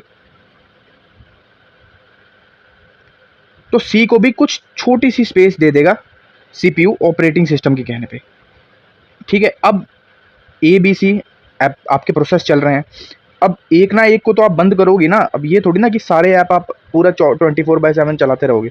सपोज करो कि आप बोला कि यार मैंने गेम ये वाली खेल ली है, अब मैं इसको बंद कर देता हूँ। तो जैसे ही आप इसको बंद करोगे ना, रैम से इसकी जो मेमोरी है वो गायब हो जाएगी। क्या हो जाएगी, इतनी रैम जो है वो खाली हो जाएगी, ठीक है। फिर आप कोई मान के चलो डी चलाते हो, डी भी 2 GB की है, तो फिर उस हिसाब से ये स्पेस कौन देगा? सीपीयू देगा, ऑपरेटिंग सिस्टम के कहने पे। बेसिकली क्या हो रहा है कि मेमोरी को मैनेज किया जा रहा है, जितना एप्लीकेशन का जितना बड़ा साइज है उसी हिसाब से सीपीयू उसको रैम में एलोकेट करवा रहा है। जिसका साइज सबसे बड़ा है उसको उतनी ज़्यादा स्पेस मिल रही है, जितना कम साइज़ का आपका एप्लीकेशन है उस हिसाब से उसको कम स्पेस मिल रही है।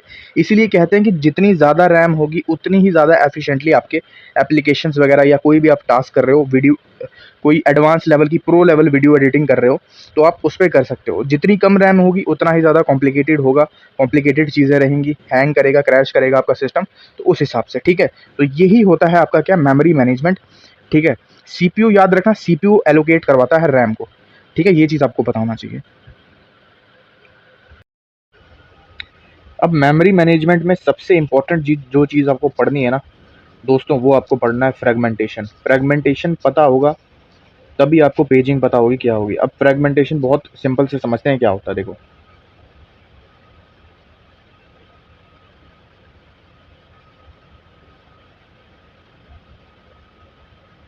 फ्रेगमेंटेशन, अब स्टेटमेंट पे जाने से पहले सबसे पहले एक एग्जांपल के तौर पे मैं समझाऊंगा। मान के चलो, एग्जांपल के तौर पे, ठीक है, मान के चलो ये आपका रैम है और इसकी स्पेस कितनी है, 100 MB। एग्जांपल के तौर पे मान के चलना कि कितनी स्पेस है, 100 MB, ठीक है। 4 प्रोग्राम चल रहे हैं, कितने, 4 प्रोग्राम। एक P1 चल रहा है, एक P2 चल रहा है, एक P3 चल रहा है और चौथा चल रहा है P4। P4 चल रहा है, ठीक है। इसने स्पेस ली है 20 MB, इसने स्पेस ली है 20 MB, इसने स्पेस ली है 20 MB और इसने स्पेस ली है 20 MB। चारों ने 20-20 MB स्पेस ली है। तो टोटल रैम कितनी फुल हो गई, 80 MB रैम जो है वो फुल हो चुकी है। अब मैं क्या करता हूँ कि प्रोग्राम 2 और 3 को बंद कर देता हूँ, बंद कर दिया, प्रोग्राम 2 और 3 को बंद कर दिया मैंने, ठीक है। कौन कौन सा चल रहा है, P1 चल रहा है और P4 चल रहा है। ये वाली क्या होगी, मेमोरी रिलीज हो चुकी है, तो 40 MB जो है वो रिलीज हो चुकी है, ठीक है। अब दोस्तों आपको मेमोरी मैनेजमेंट में एक कंसेप्ट पढ़ना पड़ेगा, वो है फ्रेगमेंटेशन। फ्रेगमेंटेशन आपको समझ आएगा तभी आपको पेजिंग का जो कंसेप्ट है उसके बारे में नॉलेज होगी। अब फ्रेगमेंटेशन क्या होती है, फ्रेगमेंटेशन एक प्रॉब्लम होती है रैम के अंदर। रैम के अंदर जो आपकी मेमोरी होती है वो क्या होती है, बिखर सी जाती है। सिंपल सी चीज़ अगर मैं आपको बताऊं कि जब भी कोई प्रोसेस का क्या मतलब हो गया, मैंने बताया कोई भी एप्लीकेशन जब प्रोग्राम कोई भी प्रोग्राम जब रन करता है तो उसी चीज़ को हम बोलते हैं प्रोसेस। अब जब वो प्रोसेस करता है वो तो कहाँ पे उसको मेमोरी एलोकेट होती है, तो रैम में होती है।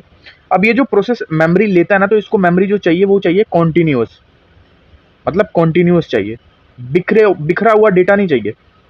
मान के चलो कि इसको 80 KB डेटा चाहिए और एक ऐसे करके है, मतलब 20 है, फिर 20 है, 40 और फिर 60 है, इसको ये वाला चाहिए, इकट्ठा डेटा चाहिए, इसको ऐसा बिखरा हुआ नहीं चाहिए। और यही जब बिखरा हुआ डेटा रैम में आ जाता है और प्रोसेस को कॉन्टिन्यूस डेटा चाहिए, जैसे रैम के अंदर ऐसे करके पड़ा हुआ 20-20-20 करके, क्योंकि बाकी जो स्पेस है वो अलग अलग एप्लीकेशंस ने ले रखी है और रैम के अंदर ऐसा बिखरा हुआ डेटा पड़ा हुआ है, ठीक है। तो ये जो प्रॉब्लम क्रिएट होती है ना, प्रोसेस को जो है वो कॉन्टिन्यूस डेटा नहीं मिल रहा, ठीक है, कॉन्टिन्यूस स्पेस नहीं मिल रही रैम की, क्योंकि डेटा क्या हुआ, जो मेमोरी है, सॉरी, जो मेमोरी है वो बिखरा पड़ा हुआ है। मेमोरी जो है वो बिखरी पड़ी है रैम के अंदर, उसको कॉन्टिन्यूस डेटा चाहिए, लेकिन रैम के अंदर ऐसा बिखरा हुआ पड़ा हुआ 20-20 करके, ऐसे टोटल 80, मान के चलो जो प्रोसेस है उसको 80 KB की स्पेस चाहिए रैम से, लेकिन उसमें ऐसी पड़ी हुई है, ठीक है, उसमें ऐसी पड़ी हुई है, लेकिन उसको चाहिए कैसी, पूरा एक 80 KB का उसको स्लॉट चाहिए जो उसको नहीं अवेलेबल हो रहा, ठीक है। इसी चीज़ को हम बोलते हैं फ्रेगमेंटेशन, बोलते हैं, क्या बोलते हैं, फ्रेगमेंटेशन, ठीक है। एक और एग्जांपल से समझाता हूँ, कईयों को नहीं समझ आया होगा, फिर से एक बार समझा देता हूँ, ठीक है। मान के चलो ये आपकी रैम है, 4 प्रोसेस ने इसमें जगह घेरी है रैम के अंदर, मान के चलो 100 MB की रैम है, ठीक है। एग्जाम्पल के तौर पर मान के चलो 100 MB की रैम है, इसमें 4 प्रोसेस चल रहे हैं, P1, ये P2 हो गया, ये P3 हो गया और ये वाला जो हो गया वो P4 हो गया, ठीक है, P4 हो गया। 4 एप्लीकेशन चल रहे हैं। मैं क्या करता हूँ, प्रोग्राम 1 और प्रोग्राम 2 बंद कर देता हूँ, प्रोग्राम 1 और प्रोग्राम 2 बंद कर देता हूँ, ठीक है। कौन सी स्पेस बच गई, ये वाली स्पेस खाली है और ये वाली स्पेस खाली है, ये वाला है, ये वाला जो स्लॉट है ये अभी भी चल रहा है। ये खाली तो है लेकिन कॉन्टिन्यूस नहीं है। कॉन्टिन्यूस मतलब क्या नहीं है कि मतलब इसके जो बीच में ये वाले प्रोसेस अभी रनिंग में चल रहे हैं।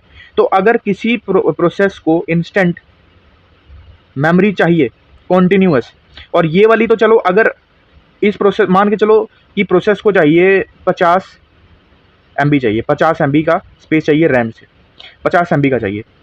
ये 25 है और ये भी 25 है जो खाली हुए थे।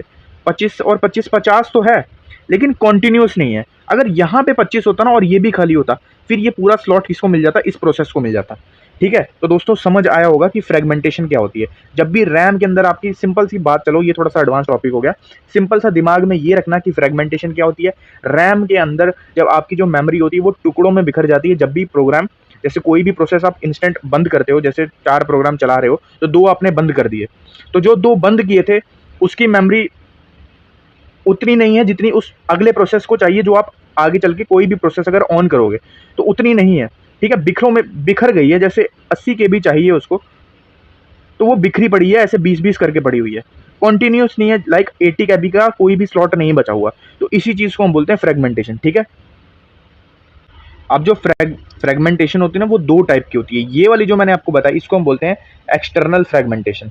जब आपकी मेमोरी फ्री हो, अवेलेबल हो, लेकिन छोटे छोटे टुकड़ों में बिखरी हुई हो, उसको हम बोलते हैं एक्सटर्नल फ्रेगमेंटेशन। क्या बोलते हैं? External fragmentation.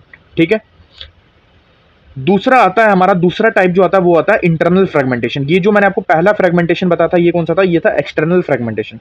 अब मैं बात करता हूँ कि इंटरनल फ्रेगमेंटेशन क्या होती है। ठीक है, यहाँ पे इंटरनल कर लेना, इंटरनल फ्रेगमेंटेशन। ठीक है, सबसे पहले ये याद रखना कि जो इंटरनल फ्रेगमेंटेशन होती है इसमें आपकी मेमोरी क्या होती है? वेस्ट हो जाती है। वेस्ट हो जाती है कैसे? मान के चलो कोई प्रोसेस है, ठीक है, इसको जो मेमोरी की रिक्वायरमेंट है रैम से वो कितनी है? वो है 6 KB की रिक्वायरमेंट है। ठीक है, लेकिन रैम के अंदर एक ऐसा ब्लॉक पड़ा हुआ 8 KB का, ऑपरेटिंग सिस्टम CPU को क्या बोलता है? ये ब्लॉक किसको दे देता है? इस प्रोसेस को दे देता है। 8 KB वाला ब्लॉक जो है वो दे दिया। ठीक है, लेकिन इसको रिक्वायरमेंट कितनी थी? 6 KB की, तो 2 KB क्या हो गया आपका? वेस्ट हो गया। 2 KB उसी ब्लॉक के अंदर, ये जो 8 KB वाला ब्लॉक था इसी के अंदर 2 KB आपका वेस्ट हो गया। क्यों? क्योंकि उसको जो प्रोसेस था उसको सिर्फ 6 KB की रिक्वायरमेंट थी, तो उसी ब्लॉक के अंदर 2 KB आपकी वेस्ट हो चुकी है। तो इसी को हम बोलते हैं इंटरनल फ्रेगमेंटेशन। क्या बोलते हैं? Internal fragmentation. ठीक है, इंटरनल फ्रेगमेंटेशन बोलते हैं। ठीक है, तो समझ आ गया फ्रेगमेंटेशन और उसकी टाइप। अब हम पढ़ेंगे पेजिंग। अब आपको समझ आएगा कि पेजिंग क्या होती है, क्योंकि अगर आपको फ्रेगमेंटेशन के बारे में नहीं पता होता तो आपको पेजिंग समझ ही नहीं आती। ठीक है, हेडिंग डाल लेना पेजिंग। दोस्तों कुछ भी नहीं छोड़ना है ऑपरेटिंग सिस्टम का। ठीक है, बहुत सारे मैक्सिमम 99% लोगों के लिए ये जो चीज़ होगी वो न्यू होगी, तो थोड़ी दिक्कतें आएंगी, लेकिन थोड़ा सा समझने की कोशिश करना, क्योंकि मैं बहुत सिंपल तरीके से बता रहा हूँ। ठीक है, पेजिंग समझो क्या होती है। अब सबसे सबसे पहले जो मैंने आपको एक्सटर्नल फ्रेगमेंटेशन के बारे में बताया था, आई होप वो चीज़ आपको पता होगी। एक्सटर्नल फ्रेगमेंटेशन की प्रॉब्लम को सॉल्व करने का जो प्रोसेस होता है ना दोस्तों, उसी को हम बोलते हैं पेजिंग। पेजिंग क्या है? एक्सटर्नल फ्रेगमेंटेशन की जो प्रॉब्लम क्रिएट होती है, ठीक है, उसको सॉल्व करने के लिए जो प्रोसेस होता है उसको हम बोलते हैं पेजिंग बोलते हैं। क्या बोलते हैं? पेजिंग। ठीक है, तो इस प्रोसेस में क्या होता है, जो आपका प्रोसेस होता है, जब प्रोग्राम रन हो तो वो प्रोसेस, और जैसे ही प्रोसेस चलता है तो इस प्रोसेस को क्या करते हैं? स्मॉल पेजेस में तोड़ दिया जाता है। स्मॉल पेजेस में इसको ब्रेक किया जाता है। क्या किया जाता है? स्मॉल पेजेस में ब्रेक कर दिया जाता है। अब ये जो प्रोसेस है, ये मान के चलो ये आपका 16 KB का प्रोसेस है। 16 KB का प्रोसेस है, तो पेजिंग में क्या होगा ना, इसके 4 हिस्से बनेंगे इस प्रोसेस के। ठीक है, 4 हिस्से बनेंगे जिन्हें हम क्या बोलते हैं? पेज बोलते हैं। और इनकी खासियत ये होगी कि इसका जो साइज होगा वो हर एक पेज का इक्वल रहेगा। जैसे ये 16 KB का है, तो मुझे क्राइटेरिया बिठाना है कि यार हर एक पेज का साइज सेम होना चाहिए। तो मैं कैसे डिवाइड कर सकता हूँ? जैसे ये 4 KB का हो जाएगा, ये 4 का हो जाएगा, ये भी 4 का हो जाएगा और ये भी 4 का हो जाएगा, तो टोटल हो गए 16। ठीक है, ये क्या है? आपके प्रोसेस के क्या बना दिए मैंने उसको? हिस्से बना दिए जिन्हें मैंने क्या कहा, पेजेस कहा। सेम चीज़ क्या होती है, रैम की जो मेमोरी होती है उसके भी हिस्से कर दिए जाते हैं, और रैम की जो मेमोरी के हिस्से करते हैं हम, उन्हें हम बोलते हैं फ्रेम्स। क्या बोलते हैं, फ्रेम्स कहते हैं। तो यहाँ पे भी क्या होगा, ऑपरेटिंग सिस्टम क्या करेगा, रैम की जो मेमोरी होगी उसको भी हिस्सों में डिवाइड कर देगा और उसको हम बोलेंगे फ्रेम्स। तो जितनी यहाँ पे 4 KB है, इसकी जो स्पेस बनेगी ना वो भी कुछ इस प्रकार से बनेगी, जैसे 4 फ्रेम्स बनेंगे, 1 2 3 और ये 4। तो ये 4 KB की स्पेस आ गई, ये भी 4 KB की, ये भी 4 KB की स्पेस है, और ये भी 4 KB की स्पेस है। अब ये जो मेमोरी है, ये वाली, ये जो डेटा है, ठीक है, ये 4 KB वाला, अब ये जाके कहाँ पे रिसाइड कर लेगा, यहाँ पे, ठीक है, यहाँ पे रिसाइड कर लेगा। तो किसको ओवरकम किया है इसने, एक्सटर्नल फ्रेगमेंटेशन को। एक्सटर्नल फ्रेगमेंटेशन में क्या प्रॉब्लम आ रही थी कि उसको कॉन्टिन्यूस डेटा चाहिए था। जैसे 16 KB है तो उसको 16 KB का ही एक ब्लॉक चाहिए, अगर वो नहीं है तो फिर एरर हो जाएगा, वो प्रोसेस रन नहीं होगा। लेकिन पेजिंग की वजह से क्या हुआ, प्रोसेस को हिस्सों में बांट दिया, इक्वल हिस्सों में। जैसे 16 KB को मैंने 4 4 KB में बांट दिया, 4 पेजेस में, जो 16 KB का साइज बन गया। और रैम के भी मैंने कुछ हिस्से कर दिए उसकी मेमोरी के। कितने हिस्से किए, 4 हिस्से कर दिए उसके भी, प्रोसेस के हिसाब से। जैसे यहाँ पे 4 थे तो इसके मैंने 4 कर दिए, वो भी 4 4 KB के।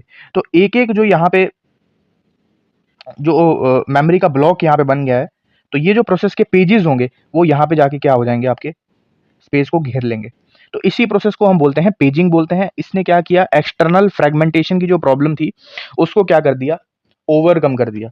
ठीक है, क्योंकि एक्सटर्नल फ्रेगमेंटेशन से क्या प्रॉब्लम आ रही थी कि कोई भी प्रोसेस है, ठीक है, उसको कॉन्टिन्यूस डेटा चाहिए, किसका, कॉन्टिन्यूस मेमोरी चाहिए, किसकी, रैम की चाहिए। अगर 16 KB का है तो 16 KB की उसको कॉन्टिन्यूस चाहिए, बीच में कोई भी रुकावट नहीं आनी चाहिए। ठीक है, तो उसी को ओवरकम कर दिया किसने, पेजिंग ने। तो क्वेश्चन कभी भी आ जाए स्टेटमेंट बेस्ड में कि क्या पेजिंग जो है वो एक्सटर्नल फ्रेगमेंटेशन का जो प्रॉब्लम उसे ओवरकम करती है, तो बिल्कुल सही हो जाएगा। ठीक है, अब जो पहला स्टेटमेंट होगा ना वो ध्यान से पढ़ना है। क्या लिखा हुआ है, paging is a memory management scheme. बिल्कुल मेमोरी मैनेजमेंट स्कीम है ये, क्योंकि मेमोरी ही तो मैनेज कर रही है ना। That suffers from external fragmentation, ये कह रहा है कि पेजिंग जो है वो एक्सटर्नल फ्रेगमेंटेशन की वजह से होती है, जो कि सरासर गलत है। पेजिंग बनाई ही इसीलिए गई है ताकि एक्सटर्नल फ्रेगमेंटेशन को ओवरकम किया जाए। एक्सटर्नल फ्रेगमेंटेशन में जो कॉन्टिन्यूस मेमोरी वाली प्रॉब्लम थी उसको ओवरकम करने के लिए पेजिंग बनाई गई है। ठीक है, तो पहली स्टेटमेंट जो है वो इस प्रकार से गलत हो जाएगी। अगर आपने ये टॉपिक अच्छे से समझ लिया ना, किस भी टाइप का वो स्टेटमेंट पूछ लिया, अगर आपको पेजिंग पता है क्या होती है, एक्सटर्नल फ्रेगमेंटेशन पता है क्या होती है, तो आप इजीली कर लोगे। लेकिन आपने वही बुक तो ले आए हो इंजीनियरिंग की, रट्टा मारे जा रहे हो, तो फायदा कुछ होने वाला है नहीं। ठीक है, तो पेजिंग और एक्सटर्नल फ्रेगमेंटेशन मैंने आपको बता दिया। अब हम चलते हैं दूसरा कंसेप्ट जो रहने वाला है मेमोरी मैनेजमेंट का, वो है सेगमेंटेशन क्या होती है। ठीक है, और रैम के जो हिस्से होंगे मेमोरी को वो याद रखना, उसको हम फ्रेम्स बोलते हैं। और जो प्रोसेस की जो डिवीजन होती है, और याद रखना पेजिंग में प्रोसेस की जो डिवीजन होती है, जो हिस्से बनते हैं जिन्हें हम पेजेस कहते हैं, उसका साइज हमेशा क्या रहता है, इक्वल रहता है। ठीक है, अब जो सेगमेंटेशन है ना, सेगमेंटेशन में भी क्या होगी, आपके हिस्से होंगे जिन्हें हम बोलते हैं सेगमेंट्स। क्या बोलते हैं, सेगमेंट्स।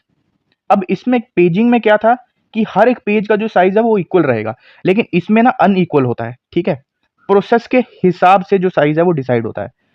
ठीक है, प्रोसेस के हिसाब से जो है आपका साइज डिसाइड होता है, किसमें, सेगमेंट्स में। ठीक है, अब मुझे एक चीज बताना, मैंने आपको क्या कहा, सिंपल चीज ये बताई कि प्रोसेस को क्या कर दिया कि अलग अलग साइज में बांट दिया। अब अलग अलग साइज में बांट दिया, जैसे इसकी मान के चलो ये 8 KB है, ये 16 KB है, ये 17 KB है, ये 5 KB है, और ये 10 KB है। अब रैम में तो क्या होगा, रैम में ब्लॉक्स होंगे मेमोरी के। पेजिंग में तो क्या था कि पेजिंग के प्रोसेस की वजह से रैम में हम फ्रेम्स में बांटते हैं, जिसका साइज क्या होता है, इक्वल रहता है, स्पेस जो रहती है वो इक्वल रहती है। अब इसमें सेगमेंटेशन में क्या होगा ना, हर एक ये जो सेगमेंट होगा इसको क्या होगा, कॉन्टिन्यूस डेटा चाहिए होगा, कॉन्टिन्यूस डेटा चाहिए होगा। और कॉन्टिन्यूस डेटा की जब प्रॉब्लम आती है तो क्या होता है, आपकी एक्सटर्नल फ्रेगमेंटेशन, उसी को बोलते हैं।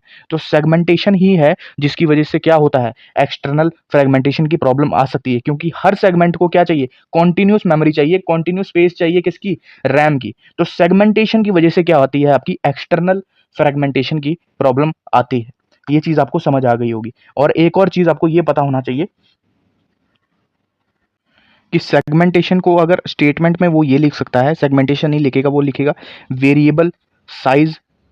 कभी भी क्वेश्चन आ जाए ना कि वेरिएबल साइज मेमोरी एलोकेशन क्या होती है, तो वो होती है मेमोरी एलोकेशन, वो आपकी सेगमेंटेशन होती है।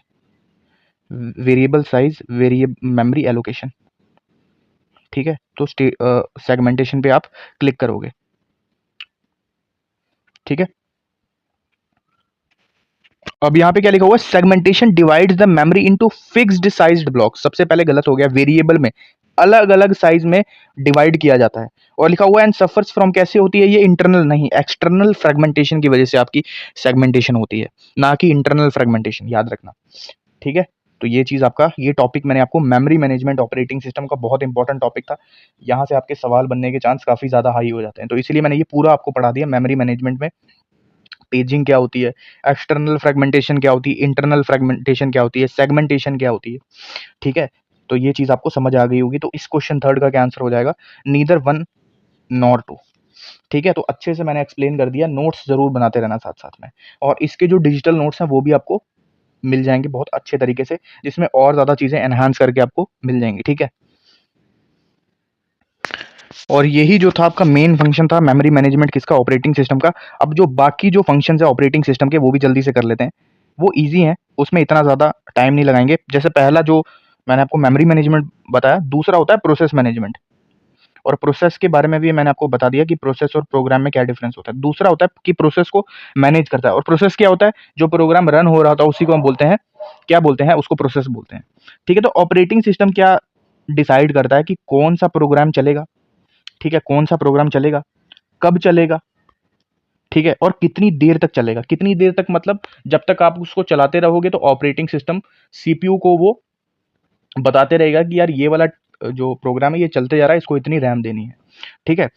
तो कितनी देर तक चलेगा वो तो आप पे डिपेंड करता है, लेकिन ऑपरेटिंग सिस्टम का उसमें मेजर रोल हो जाता है, क्योंकि वही उसको क्या करता है, टर्मिनेट करता है उस प्रोसेस को, ठीक है। जब आप वहां से एंड करोगे तो सीपीयू को वो कमांड दे देगा कि ये वाला जो फलाना प्रोसेस है वो खत्म हो चुका है, तो रैम की जो स्पेस है वो वेकेंट कर दो, ठीक है। तो यही ऑपरेटिंग सिस्टम क्या डिसाइड करता है, कौन सा प्रोग्राम चलेगा, कब चलेगा और कितनी देर तक चलेगा, ठीक है। तो ये तो सिंपल था प्रोसेस मैनेजमेंट। तीसरा आ जाता है हमारे पास फाइल मैनेजमेंट।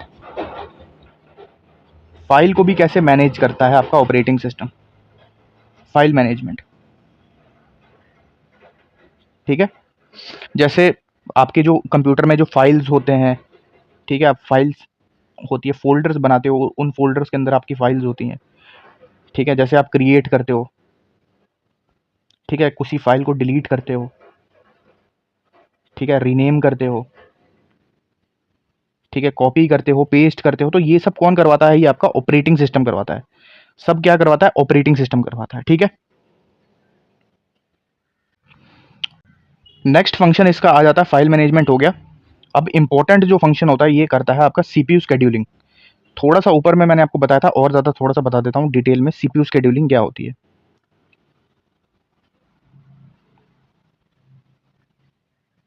सीपीयू शेड्यूलिंग, देखो, जो सीपीयू होता है ना आपका, वो एक टाइम पर एक ही इंस्ट्रक्शन को एग्जीक्यूट करता है। मतलब वो जो चीज़ होती है उसको कंप्लीट करवाता है, एग्जीक्यूशन करवाता है। क्या करता है, एक ही टाइम पर एक ही इंस्ट्रक्शन को एग्जीक्यूट करवाता है। तो ऑपरेटिंग सिस्टम क्या करता है, ऑपरेटिंग सिस्टम का क्या फंक्शन आ जाता है यहाँ पे, ऑपरेटिंग सिस्टम ये डिसाइड करता है कि किस प्रोसेस को सीपीयू मिलेगा, किस प्रोसेस को सीपीयू आपका मिलेगा, ठीक है। अब मेन बात ये आ जाती है कि ऑपरेटिंग सिस्टम कैसे डिसाइड करता है कि किसको अभी सीपीयू मिलेगा। जब मैं ये कहता हूं ना कि सीपीयू मिलेगा, सीपीयू मिलेगा का ये मतलब हो गया कि फिर सीपीयू की बारी आ जाती है, सीपीयू डिसाइड करता है कि किसको कितनी रैम देनी है। अब दो एग्जांपल लेके चलते हैं। मान के चलो, इसमें आपका कॉन्टेक्स्ट स्विचिंग का भी जो आपका जूनियर असिस्टेंट ने शायद पूछा हुआ है, वो भी जो डाउट है वो क्लियर हो जाएगा। कॉन्टेक्स्ट स्विचिंग क्या होता है, देखो, कंप्यूटर में आप क्या कर रहे हो, गेम खेल रहे हो, एक गेम आपकी, एक विंडो आपकी गेम की खुली है, और एक आपकी म्यूजिक को की खोली हुई है, आप म्यूजिक भी सुन रहे हो, साथ साथ में गेम भी खेल रहे हो। म्यूजिक को आपने साइड में मिनिमाइज किया हुआ है और गेम आपकी स्क्रीन पे चल रही है। अब ऑब्वियस सी बात है, गेम का जो साइज क्या होगा, बड़ा होगा। गेम के अंदर भी एक वर्चुअल दुनिया होती है, गेम में आप बहुत सारी चीज़ें करते हो, कोई एक्शन देते हो, फिर वहाँ से, ठीक है, उसका रिएक्शन आता है। वो स्क्रीन पे बहुत सारी चीज़ें होती हैं, जैसे आप GTA वाई सिटी खेल रहे हो तो गाड़ी वगैरह चला रहे हो तो बहुत सारी चीज़ें उसमें होती हैं, कंट्रोल्स वगैरह। लेकिन म्यूज़िक क्या है, आप एक म्यूज़िक प्ले करोगे तो वो बस प्ले होते रहेगा, ठीक है? अगर मैं उसको आगे पीछे ना करूँ, बस उसका इतना ही होता है। लेकिन अब खुद कॉमन सेंस की बात है कि गेम में ऑपरेटिंग सिस्टम को पता चल जाएगा कि यार गेम को ज़्यादा सीपीयू मिलेगा। क्यों? क्योंकि उसके अंदर पूरी एक वर्चुअल दुनिया है, उसमें बहुत सारी चीज़ें हो रही हैं। तो ज़्यादा प्रेफ़रेंस किसको मिलेगी? गेम को मिलेगी। फिर सेकंड प्रेफ़रेंस किसको मिलेगी? म्यूज़िक को मिलेगी। तो इसी हिसाब से सीपीयू शेड्यूलिंग कौन करता है? Operating system. तो डिपेंड कर रहा है, क्योंकि गेम का एक तो साइज़ भी बड़ा है और गेम की एक अंदर पूरी एक वर्चुअल दुनिया है। लेकिन म्यूज़िक की बात करूँ तो वो एक खुला है, उसमें आप सिर्फ़ म्यूज़िक सुन रहे हो, उसमें कुछ इतनी ज़्यादा चीज़ें नहीं हो रही जितनी गेम में हो रही हैं। ठीक है? अब अगर ऐसा ना हो, सीपीयू शेड्यूलिंग ना हो, ऑपरेटिंग सिस्टम ये नया कर पाए तो क्या होगा? मान के चलो ऑपरेटिंग सिस्टम ने म्यूजिक को ज़्यादा टाइम दे दिया और गेम को कम सीपीयू का टाइम मिल रहा है, तो इससे क्या होगा? प्रॉब्लम क्रिएट होगी और आपकी गेम लैग करना शुरू हो जाएगी। ठीक है, गेम लैग करेगा, म्यूजिक तो एकदम स्मूथ चलेगा, कोई चक्कर नहीं होगा उसको। लेकिन गेम जो पूरी ही एक वर्चुअल दुनिया है, उसमें बहुत सारी चीज़ें हैं, उसको कम सीपीयू शेड्यूलिंग मिल रही है, उसको कम सीपीयू का टाइम मिल रहा है और रैम भी उसको कम मिल रही है, तो इसकी वजह से क्या होगा? गेम आपकी लैग करना शुरू हो जाएगी। ठीक है? अब आप एक चीज़ बोलोगे कि सर दोनों जो चीज़ें हैं वो तो एक साथ चलती हैं, तो ऑपरेटिंग सिस्टम कैसे ये इतनी तेज़ी से करता है ना ऑपरेटिंग सिस्टम, ठीक है? बहुत फास्ट स्विचिंग होती है, ठीक है? ऑपरेटिंग सिस्टम इतनी तेज़ी से स्विच करता है कि हमें लगता है कि दोनों जो चीज़ें हैं वो एक साथ चल रही हैं और इसी चीज़ को हम क्या बोलते हैं? Context switching. कॉन्टेक्स्ट स्विचिंग बोलते हैं, क्या बोलते हैं? कॉन्टेक्स्ट स्विचिंग, ठीक है? कॉन्टेक्स्ट स्विचिंग जो होती है ना वो आपकी मिली सेकंड्स में होती है, याद रखना मिली सेकंड्स में, इतने कम टाइम में होती है, ठीक है? कि हमें लगता है कि दोनों चीज़ें एक साथ चल रही हैं। ठीक है, मिली सेकंड्स में होती है आपकी, याद रखना ये चीज़। ठीक है, तो आपको समझ आ गया होगा सीपीयू शेड्यूलिंग क्या होती है और कॉन्टेक्स्ट स्विचिंग भी आपको पता चल गया होगा। ठीक है,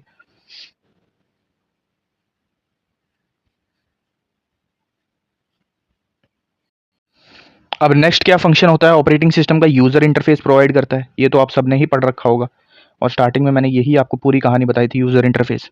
तो यूज़र इंटरफेस में क्या है? ऑपरेटिंग सिस्टम यूज़र और हार्डवेयर के बीच में इंटरफेस प्रोवाइड करता है। जैसे क्या प्रोवाइड करता है? डेस्कटॉप यूज़र इंटरफेस ही तो है, आपको सारे आइकन्स दिखते हैं।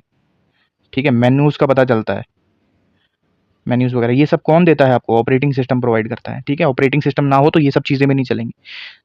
नेक्स्ट फंक्शन क्या आ जाता है ऑपरेटिंग सिस्टम का? ये किसका करता है? इनपुट और आउटपुट डिवाइसेस को मैनेज करने का काम भी क्या करता है आपका ऑपरेटिंग सिस्टम?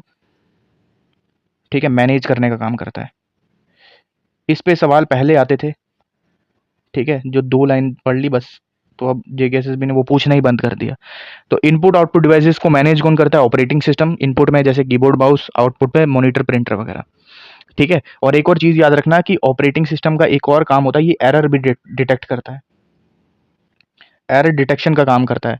जैसे हमारी कोई मेमोरी में, जैसे प्राइमरी मेमोरी में कोई एरर आ गया, तो वो बता देगा ऑपरेटिंग सिस्टम की यार इसमें इतनी-इतनी, आपको दिखता भी होगा। अगर आप एक रेगुलर कंप्यूटर यूज़र हो, आप कंप्यूटर पे हैवी टास्क वगैरह करते हो तो जैसे आपकी रैम में कोई प्रॉब्लम होती है तो वो शो करता है। ठीक है? ठीक है? उसको हम बोलते हैं मेमोरी एरर। फिर डिस्क एरर, अगर आपने कोई एक्सटर्नल स्टोरेज डिवाइस लगाई है तो वो भी आपको बताएगा। कोई हार्डवेयर का फेलियर हो जाता है, ठीक है? कोई डिवाइस ड्राइवर भी फेल हो जाता है, तो वो भी आपको शो करता है। ठीक है? तो एरर डिटेक्शन का काम भी किसका होता है? आपके ऑपरेटिंग सिस्टम का। ये जो कुछ इंपॉर्टेंट चीज़ें मैंने आपको बता दी, जो फंक्शन होते हैं किसके? ऑपरेटिंग सिस्टम के। ठीक है? अब हम चलते हैं नेक्स्ट एमसीक्यू की तरफ, जो है हमारी वर्चुअल मेमोरी। ठीक है? और इसके बारे में पढ़ना बहुत ज़रूरी है। ठीक है? लेकिन इसको वर्चुअल मेमोरी तो मैंने आपको करवा रखी है, इसके इंपॉर्टेंट कंसेप्ट्स आपको बताने, जैसे ट्रांसलेशन, लुक असाइड, बफर क्या होता है। ठीक है? इसको करवाने से पहले सबसे पहले जो इंपॉर्टेंट चीज़ है थ्रैशिंग, इसके बारे में आपको पता होना चाहिए, क्योंकि ये कोर ऑपरेटिंग सिस्टम का टॉपिक है। ठीक है? तो पहले ये कवर करेंगे। अब दोस्तों ये वाला जो कंसेप्ट है ना, ये थोड़ा ध्यान से समझना, क्योंकि ये थोड़ा सा कॉम्प्लिकेटेड होने वाला है। ठीक है, कि थ्रैशिंग होती क्या है। उससे पहले आपको थोड़ा सा वर्चुअल मेमोरी का कंसेप्ट पता होगा। वर्चुअल मेमोरी का कंसेप्ट क्या बोलता है कि जब भी हमारे कंप्यूटर में रैम फुल हो जाती है, ठीक है, या रैम थोड़ी है और जो हम ऐप्स इस्तेमाल कर रहे हैं या गेम्स वगैरह खेल रहे हैं उनका साइज बड़ा है रैम से, तो ऑपरेटिंग सिस्टम क्या करता है? सीपीयू को बोलता है कि यार रैम फुल होने वाली है, तू एक काम कर, जो बैकग्राउंड में एप्लीकेशन जो चल रहा है उसको थोड़ी सी स्पेस किसकी दे दे? हार्ड डिस्क की दे दे। तो सीपीयू क्या करता है, उस गेम को थोड़ा हिस्सा उसका रैम में चलाता है और थोड़ा हिस्सा हार्ड डिस्क में चलाता है, ताकि रैम फुल ना हो जाए। ठीक है, रैम फुल ना हो जाए। लेकिन आप क्या करते हो कि और ज़्यादा एप्लीकेशन खोल के बैठ जाते हो।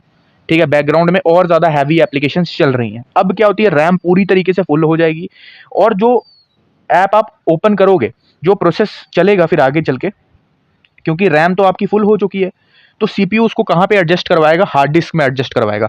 वहाँ पे क्या करेगा, पेजिंग करेगा, जैसा वो रैम में करता था। अब पेजिंग में क्या करेगा वो, मैंने आपको क्या बताया था, कोई भी प्रोसेस होगा उसको पेजेस में डिवाइड करेगा। जैसे मैंने आपको 16 केबी वाली एग्जांपल दी थी, 16 केबी की एग्जांपल यहाँ पे भी मान के चलो।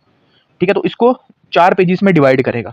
रैम फुल हो चुकी है, तो अब ये इंस्ट्रक्शंस कहाँ से लेगा, इस जो डेटा है इसको कहाँ पे एडजस्ट कराएगा, हार्ड डिस्क में एडजस्ट करवाएगा ना। अब मेरे को एक चीज़ बताओ कि स्पीड किसकी ज़्यादा होती है, रैम की ज़्यादा होती है या हार्ड डिस्क की ज़्यादा होती है? ऑब्वियस सी बात है, रैम की हमारी स्पीड ज़्यादा होती है, हार्ड डिस्क हमारी कंपेरेटिवली रैम से क्या होती है, स्लो होती है। अब प्रॉब्लम क्रिएट कैसे होती है, क्योंकि सीपीयू जब भी इनसे इंस्ट्रक्शंस लेगा हार्ड डिस्क से, ठीक है, उस प्रोसेस को चलाने के लिए, तो हार्ड डिस्क उतना ज़्यादा फास्ट रिस्पॉन्स नहीं देगा जितना रैम देता था।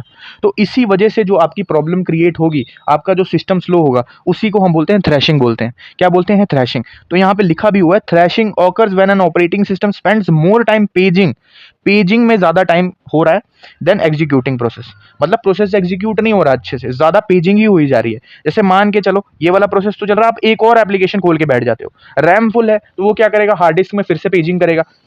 ठीक है, यहाँ पे पेजेस को क्रिएट करेगा और यहाँ पे भी सिमिलर ब्लॉक्स बनाएगा। तो स्लो जो इंस्ट्रक्शन सेंड होगी वो क्या होगी, स्लो होगी एज कंपैरिजन टू रैम, जिसकी वजह से क्या होगा दोस्तों, हमारा जो सिस्टम है वो स्लो हो जाएगा। इसीलिए जो पहली जो स्टेटमेंट है वो बिल्कुल सही हो जाएगी, thrashing occurs when an operating system spends more time paging than executing process. ठीक है, समझ आ गया थ्रैशिंग क्या होता है। अब सेकंड स्टेटमेंट को थोड़ा सा डिकोड करते हैं। यहाँ पे लिखा हुआ डिग्री ऑफ मल्टी प्रोग्रामिंग क्या होता है, देखो अब समझते हैं डिग्री ऑफ मल्टी प्रोग्रामिंग क्या होता है। आपने कंप्यूटर में क्या हुआ, तीन ऐप्स को खोला, और वो कहाँ पे लोड हुए, आपके रैम में। तो डिग्री ऑफ मल्टी प्रोग्रामिंग क्या होगी, डिग्री ऑफ मल्टी प्रोग्रामिंग होगी 3 डिग्री। अगर आप 5 खोलोगे एप्लीकेशन और वो 5 लोड हो रहे हैं रैम में, एक साथ चल रहे हैं, तो डिग्री क्या होगी, 5 डिग्री। तो इसी चीज़ को हम बोलते हैं डिग्री ऑफ मल्टी प्रोग्रामिंग। ठीक है, क्या बोलते हैं, डिग्री ऑफ मल्टी प्रोग्रामिंग। ठीक है, तो सिंपल लैंग्वेज में रैम में एक टाइम पर कितने प्रोसेसर लोडेड हैं। अगर 3 लोडेड हैं तो डिग्री ऑफ मल्टी प्रोग्रामिंग 3 है, अगर 5 हैं तो 5 है। ठीक है, अब यहाँ पे लिखा हुआ है कि जैसे जैसे डिग्री ऑफ मल्टी प्रोग्रामिंग क्या होती है, बढ़ती है, तो हमारा सीपीयू यूटिलाइजेशन इंक्रीज होता है। ठीक है, इंक्रीज होता है, लेकिन यहाँ पे लिखा हुआ है ऑलवेज, ऑलवेज नहीं होगा। कैसे, मैं आपको बताता हूँ। जैसे आप 3 एप्लीकेशंस कर रहे हो तो सीपीयू यूटिलाइजेशन होगा, मतलब सीपीयू इन एप्लीकेशन के बेसिस पे जो स्पेस है वो रैम को देगा, बिल्कुल सब कुछ स्मूथ चलेगा। ठीक है, सीपीयू यूटिलाइजेशन बहुत बढ़िया से होगी। अब आप 3 एप्लीकेशन की जगह 12 एप्लीकेशन चला देते हो, तो मेरे को बताओ सीपीयू यूटिलाइजेशन अच्छी तरीके से होगी, नहीं होगी, क्योंकि रैम फुल हो जाएगी। रैम फुल हो जाएगी, और रैम फुल होने की वजह से आपका कौन सा चीज़ होगा, जो मैंने आपको अभी ऊपर पढ़ाया, थ्रैशिंग होगा। थ्रैशिंग क्या होगा, पेज फॉल्ट क्रिएट होंगे, और वही फिर पेजिंग वाला कंसेप्ट आएगा। ठीक है, जिसकी वजह से आपका जो कंप्यूटर है वो लैग करना, जो आपका सिस्टम है वो स्लो हो जाएगा। तो यहाँ पे लिखा भी हुआ है कि जैसे सीपीयू यूटिलाइजेशन बढ़ता है, ठीक है, विदाउट कॉजिंग थ्रैशिंग। विदाउट मैंने आपको बता दिया क्यों गलत हो जाएगा, ज़्यादा एप्लीकेशन चला दोगे, ज़्यादा मल्टी प्रोग्रामिंग हो जाएगी, उसके वजह से आपकी थ्रैशिंग क्रिएट होगी, क्योंकि रैम आपका क्या हो जाएगा, खाली हो जाए, सॉरी पूरा कंप्लीट फुल हो जाएगा, और फुल होने की वजह से फिर जो हार्ड डिस्क से इंस्ट्रक्शन ली जाएगी वो थोड़ी स्लो आएगी एज कंपेरिजन टू रैम, जिसकी वजह से आपकी थ्रैशिंग होगी। ठीक है, तो सेकंड स्टेटमेंट बिल्कुल गलत हो जाएगा, इसका जो सही आंसर हो जाएगा 1 ओनली हो जाएगा। ठीक है दोस्तों, तो दोस्तों ऑपरेटिंग सिस्टम मैंने आपको जितने भी इंपॉर्टेंट कंसेप्ट थे वो करवा दिए हैं। अब थोड़ा सिंपल पार्ट बचा है थोड़ा बहुत, वो आपको सेकंड पार्ट में करवा दूंगा, उसमें नया टॉपिक भी पढ़ लेंगे कंप्यूटर का। ठीक है, तो ऑपरेटिंग सिस्टम में जितने भी कोर कंसेप्ट थे वो मैंने सब आपको बता दिए हैं। अब जो सिंपल वाला है, मतलब जो ऑपरेटिंग सिस्टम जो आप नॉर्मली जो आपने जेकेएसएसबी के लिए पढ़ा होगा, जिसमें आपने कि कर्नल वगैरह क्या होता है वो सब, तो वो सब बहुत सिंपल चीज़ें, वो तो आपको पता भी होंगी वो, लेकिन मैं सेकंड पार्ट में ज़रूर कवर करवा दूंगा। लेकिन जो कोर कंसेप्ट्स थे, जो जेकेएसएसबी अभी जिस लेवल पे एमसीक्यूज पूछ रहा है, तो वो सारे टॉपिक्स मैंने आपको इसमें कवर करवा दिए हैं, और इसके डिजिटल नोट्स भी आपको अवेलेबल हो जाएंगे उन्हीं को होंगे जिन्होंने FAA या JKPSC टेस्ट सीरीज में एनरोल किया है। ठीक है, तो मिलते हैं फिर नेक्स्ट सेशन में। तब तक अपना ख्याल रखो, और अगर चैनल पर नए हो तो सब्सक्राइब कर देना। अगर ऑलरेडी देख रहे हो तो अपने दोस्तों के साथ भी शेयर कर देना। ठीक है, टेक केयर, गुड बाय।